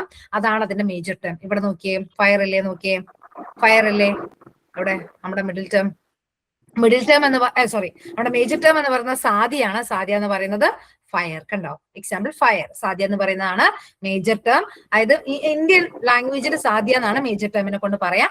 അതിനകത്ത് എക്സാമ്പിൾ ആയിട്ട് ഫയർ. കണ്ടല്ലോ? എല്ലാവരും ശരിയാക്കിയല്ലോ. ഇനി അതുപോലെ ഇതിനകത്തെ മിഡിൽ ടേം ഏതാണെന്ന് പറഞ്ഞേ? മിഡിൽ ടേം ഏതാണെന്നൊന്ന് പറഞ്ഞേ? മിഡിൽ ടേം ഒന്ന് പറഞ്ഞേ ഏതാണെന്ന്? മിഡിൽ ടേം ഏതാന്ന് പറഞ്ഞേ? Very good, very good, very good. ഏതാ മിഡിൽ ടേം? എല്ലാരും പറഞ്ഞേ. സ്മോക്ക്. ഏതാ മിഡിൽ ടേം? അത് കൺക്ലൂഷനിൽ വരാത്ത വാക്കിനെയാണ് നമ്മൾ മിഡിൽ ടേം എന്ന് വിളിക്കുന്നത്, വിച്ച് ഈസ് സ്മോക്ക്. നോക്കിയേ ഇവിടെ ഹേതു എന്നാണ് മിഡിൽ ടേമിനെ കൊണ്ട് ഇന്ത്യൻ ഭാഷയിൽ പറയുന്നത്. കാരണക്കാരൻ, ഹേതു. മിഡിൽ ടേം ഏതാണ്? സ്മോക്ക്. ശരിയായില്ലേ? Very easy. ഇനി ഇവിടത്തെ മൈനർ ടേം ഏതാണെന്ന് പറഞ്ഞേ? മൈനർ ടേം ഏതാണെന്നൊന്ന് പറഞ്ഞേ?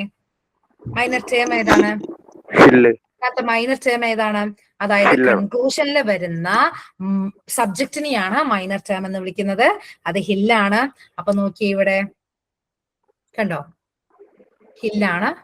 കണ്ടോ? പക്ഷ എന്നാണ് ഇന്ത്യൻ ഭാഷയിൽ മൈനർ ടേമിനെ വിളിക്കുന്നത്. സിമ്പിൾ. കിട്ടിയല്ലോ? ഈസി അല്ലേ? ഇനി ഈ ടേം നിങ്ങൾ പഠിക്കണം. അതായത് എന്താ പറയാ, സാധ്യ എന്ന് പറഞ്ഞു കഴിഞ്ഞാല് മേജർ ടേം, ഹേതു എന്ന് പറഞ്ഞു കഴിഞ്ഞാൽ മിഡിൽ ടേം, പക്ഷ എന്ന് പറയുന്നത് മൈനർ ടേം. ഇതെല്ലാം പഠിച്ചു കഴിഞ്ഞതിന് ശേഷം നമ്മൾ ഈ ടേം പഠിച്ചില്ല എന്നുണ്ടെങ്കിൽ ആകെ പ്രശ്നമാവും. അപ്പൊ അതുകൊണ്ട് നിങ്ങൾ ഈ ടേമുകളും കൂടി ഇതിനകത്ത് പഠിക്കണം കേട്ടോ. ഇമ്പോർട്ടന്റ് ആണ്. ഓക്കെ, ഒന്നുകൂടി പറയാം.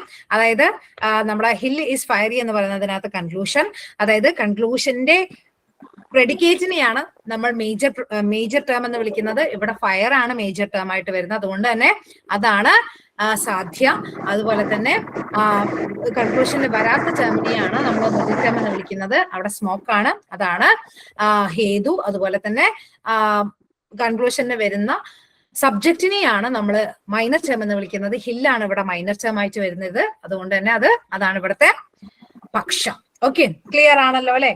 എല്ലാവർക്കും മനസ്സിലായല്ലോ? I need to repeat? No. Understood. എല്ലാവർക്കും മനസ്സിലായെന്ന് വിശ്വസിക്കുന്നു.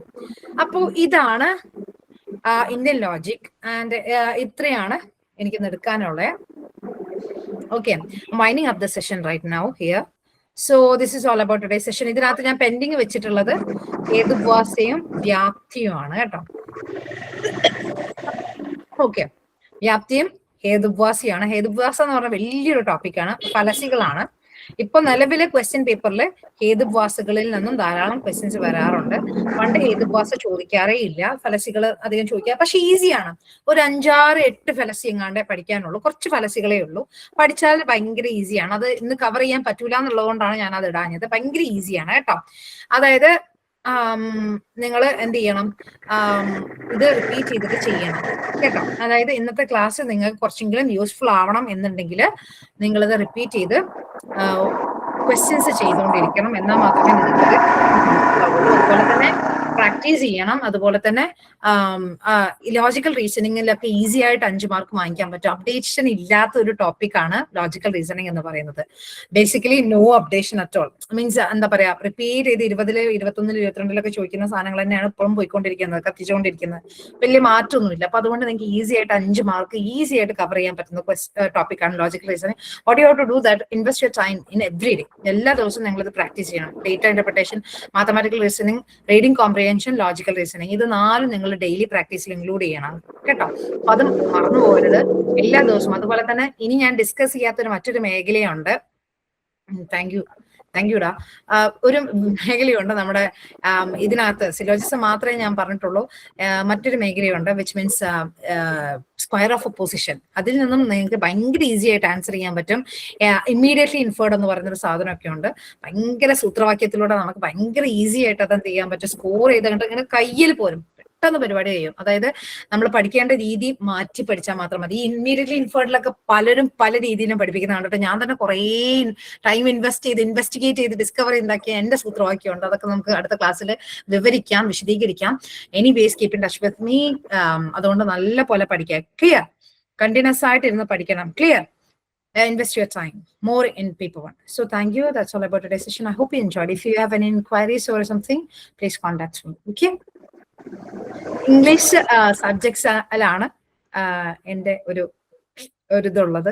പേപ്പർ 1 ഞാൻ ആപ്പാട് ലോജിക്കൽ റീസണിങ്ങും ഡേറ്റ, മാത്തമാറ്റിക്കൽ റീസണിങ്, ഡേറ്റ, അങ്ങനെ കുറച്ച് സാധനങ്ങൾ മാത്രമേ എടുക്കുള്ളൂ.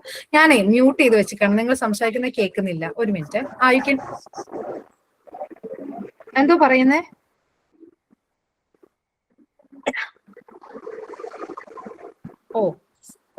You are not talking. Okay, fine. Please make sure that. So, if you have any doubt or queries, please ask me. Okay. So that's all about today's session. Paper 1 and paper 2 daily ningal consistent ആയിട്ട് പഠിക്കാൻ കേട്ടോ. So that's all about. I hope you enjoyed. Bye bye. Good night. പഠിച്ചിട്ട് കിടക്കണം. എന്തെങ്കിലും 1-2 questions എങ്കിലും ചെയ്തിട്ട് കിടക്കുക. അല്ലെങ്കിൽ ഈ ക്ലാസ് കൊണ്ട് ഒരു ഗുണം ഉണ്ടായിരിക്കില്ല. Please do something and you sleep. Okay, thank U. Okay, yes, നമ്മളെ സെഷൻ കഴിഞ്ഞിട്ടുണ്ട്. ക്ലാസ് നന്നായിരുന്നു അല്ലേ? നല്ല ക്ലാസ് ആയിരുന്നില്ലേ മാമിന്റെ? നിങ്ങളുടെ ഡൗട്ട്സ് എന്തെങ്കിലും ഉണ്ടെന്നുണ്ടെങ്കിൽ എന്ത് ചെയ്യാം, നമ്മളൊരു ഫോം ഉണ്ട്. ആ ഒരു ഫോം നിങ്ങൾ എന്തായാലും ഫില്ല് ചെയ്യുക. നിങ്ങളുടെ ഡൗട്ട്സ് എല്ലാം രേഖപ്പെടുത്തുക. അടുത്ത ക്ലാസ്സിലേക്ക് മാമിന് വരുന്ന സമയത്ത് നിങ്ങൾക്ക് ആ കാര്യം പറഞ്ഞു തരാമല്ലോ. അല്ലെങ്കിൽ നിങ്ങൾക്ക് കൺഫ്യൂഷൻ ഉള്ള ഏരിയാസ് അല്ലെങ്കിൽ പെർട്ടിക്കുലർ ക്വസ്റ്റ്യൻസ്, ഇങ്ങനെയുള്ള എന്ത് കാര്യങ്ങൾ വേണമെങ്കിലും നിങ്ങൾക്ക് അതിന് രേഖപ്പെടുത്താം. ചാറ്റ് ബോക്സിലേക്ക്. ഹലോ, പോളച്ച ഒന്ന് മ്യൂട്ട് ആക്കോ? Hello, okay, thank you. So ഈ ഒരു ഫോം നിങ്ങൾ ഫില്ല് ചെയ്യുക. നിങ്ങൾക്ക് ഏത് ഭാഗത്ത്, ഇപ്പം ലോജിക്കൽ റീസണിങ്ങിന്റെ ഏത് ഭാഗത്തുള്ള ഡൗട്ട്സ് നിങ്ങൾക്ക് അതിൽ പോസ്റ്റ് ചെയ്യാൻ പറ്റുന്നതായിരിക്കും. ഓക്കെ, സോ സീരിയസ് ആയിട്ട് തന്നെ പ്രിപ്പയർ ചെയ്യുക. മാം പറഞ്ഞതുപോലെ തന്നെ ക്വസ്റ്റ്യൻസ് എങ്ങനെയാ എല്ലാ ദിവസവും മാത്സും റീസണിങ്, മാത്സിൽ ഏതാ മാത്തമാറ്റിക്കൽ റീസണിങ്, പിന്നെ ഡാറ്റ ഇന്റർപ്രിട്ടേഷൻ, ലോജിക്കൽ റീസണിങ് പോലുള്ള ഏറ്റവും ടഫ് ആയിട്ടുള്ള ഏരിയാസ് നിങ്ങൾ പ്രാക്ടീസ് ചെയ്യുക. ബിക്കോസ് നിങ്ങൾക്ക് കയ്യിലുണ്ട് ഒരു 70 ദിവസം 60 ദിവസമോളം നിങ്ങൾക്ക് കയ്യിലുണ്ട്. ആ ദിവസം പഠിച്ചാൽ തീരാവുന്നതാണ് നിങ്ങളുടെ JRF എന്ന് പറയുന്നത്. ഓക്കെ, എല്ലാ ദിവസവും പ്രാക്ടീസ് ചെയ്യുക. അതിന് വേണ്ടിയിട്ട് ഒരു ടൈം ഇൻവെസ്റ്റ് ചെയ്യുക. അത് കഴിഞ്ഞിട്ടുള്ള തിയറി പേപ്പേഴ്സ് എന്ന് പറയുമ്പോൾ ലാസ്റ്റ് ഉള്ള ഒരു 1 മന്തിന് നമ്മൾ ഓൾമോസ്റ്റ് റിവിഷൻ ക്ലാസ്സും കാര്യങ്ങളൊക്കെ നടത്തുന്നത് കൊണ്ട് തന്നെ നിങ്ങൾക്ക് അതിന്റെ കൂടിയും ഭാഗമായിട്ട് പഠിച്ചു കഴിഞ്ഞാൽ ഫുൾ സിലബസ് കവർ ചെയ്തിട്ട് ഒരു 40+ ക്വസ്റ്റ്യൻസ് നിങ്ങൾക്ക് പേപ്പർ 1 ശരിയാക്കാൻ വേണ്ടി പറ്റും. ഓക്കെ, അത്രയാണ് നമുക്ക് പറയാനുള്ളത്. എന്തെങ്കിലും വിലപ്പെട്ട എന്തെങ്കിലും അഭിപ്രായങ്ങളോ കാര്യങ്ങളോ നിങ്ങൾക്ക് പറയാനുണ്ടെങ്കിൽ നിങ്ങൾക്ക് ഇപ്പൊ പറയാം. Okay, this is the last class. This is our last class of this 1 week free വർക്ക്ഷോപ്പിന്റെ. സോ എന്താ, ഇനി മുതൽ നിങ്ങൾക്ക് ക്ലാസ് ആക്സസ് ചെയ്യണമെന്നുണ്ടെങ്കിൽ നമുക്ക് 3 ദിവസം ആപ്പിന്റെ ആക്സസ് ഫ്രീ ആണ്. അങ്ങനെ വേണ്ട ആൾക്കാരും ഈ ഒരു ഫോം ഫില്ല് ചെയ്യാം. പിന്നെ മാം പറഞ്ഞതുപോലെ തന്നെ പ്രാക്ടീസ് ചെയ്യണം എന്നുണ്ടെങ്കിൽ നിങ്ങൾക്ക് എന്ത് ചെയ്യണം, PYQs വേണം അല്ലെ. PYQs വേണമെന്നുണ്ടെങ്കിൽ ഇഷ്ടം പോലെ ആപ്പിലും അവിടെ ഇവിടെ ഒക്കെ ആയിട്ട് കാണുന്നുണ്ടെങ്കിലും അറേഞ്ച്ഡ് ആയിട്ട് അത് പഠിക്കുന്നതായിരിക്കും നിങ്ങൾക്ക് ബെറ്റർ ആയിരിക്കുന്നത്. ബിക്കോസ് ഒരു PDF എടുക്കുക, അതിൽ കൺട്രോൾ ഫൈൻഡ് അടിച്ചിട്ട് നിങ്ങൾക്ക് കീവേഡ്സ് ഫൈൻഡ് ഔട്ട് ചെയ്തിട്ട് ആ രീതിയിൽ നിങ്ങൾക്ക് പഠിച്ചു പോകാനൊക്കെ ഹെൽപ്ഫുൾ ആയിരിക്കും. സോ അതിന് വേണ്ടിയിട്ടും ഈ ഒരു ഫോം നിങ്ങൾ ഫില്ല് ചെയ്യുക. ബിക്കോസ് നമ്മൾ AIM40 പ്രിപ്പാക്ക് പ്രൊവൈഡ് ചെയ്യുന്നുണ്ട്. അതിൽ PYQ ബുക്സും പിന്നെ 90 ഡേയ്സിന്റെ സ്റ്റഡി പ്ലാനും ഇൻക്ലൂഡ് ചെയ്തിട്ടുണ്ട്. 90 ഡേയ്സ് എന്ന് പറയുമ്പോൾ ഇപ്പം ഓൾമോസ്റ്റ് 80-70 ഡേയ്സോളം നമുക്ക് ബാക്കിയുണ്ട്. അപ്പം അത് കൃത്യമായിട്ട് നിങ്ങൾക്ക് യൂട്ടിലൈസ് ചെയ്യാൻ വേണ്ടിയിട്ട് ഹെൽപ്ഫുൾ ആവുന്ന സ്റ്റഡി പ്ലാൻ ആണ് അതുള്ളത്. ഓക്കെ, അപ്പൊ അത് നിങ്ങൾക്ക് കിട്ടുകയാണെങ്കിൽ ഉറപ്പായിട്ടും നെറ്റോ JRF ക്രാക്ക് ചെയ്യാൻ വേണ്ടി പറ്റും. അറ്റ്ലീസ്റ്റ് നെറ്റ് ഈ പ്രാവശ്യം ക്രാക്ക് ചെയ്യുക. എന്നിട്ട് നെക്സ്റ്റ് ടൈം JRF എന്നുള്ള രീതിയിലോ അല്ലെങ്കിൽ സ്ട്രെയിറ്റ് ടു JRF എന്നുള്ള രീതിയിലോ നിങ്ങൾ പഠിക്കാം. ഓക്കെ, എന്ത് ഹെൽപ്പ് വേണമെങ്കിലും നിങ്ങൾക്ക് എഡക്സി ലേണിംഗ് ഉണ്ടാവും. Okay, thank you for your valuable time, and we can hope such workshop and classes like this. Okay, thank you. Good night.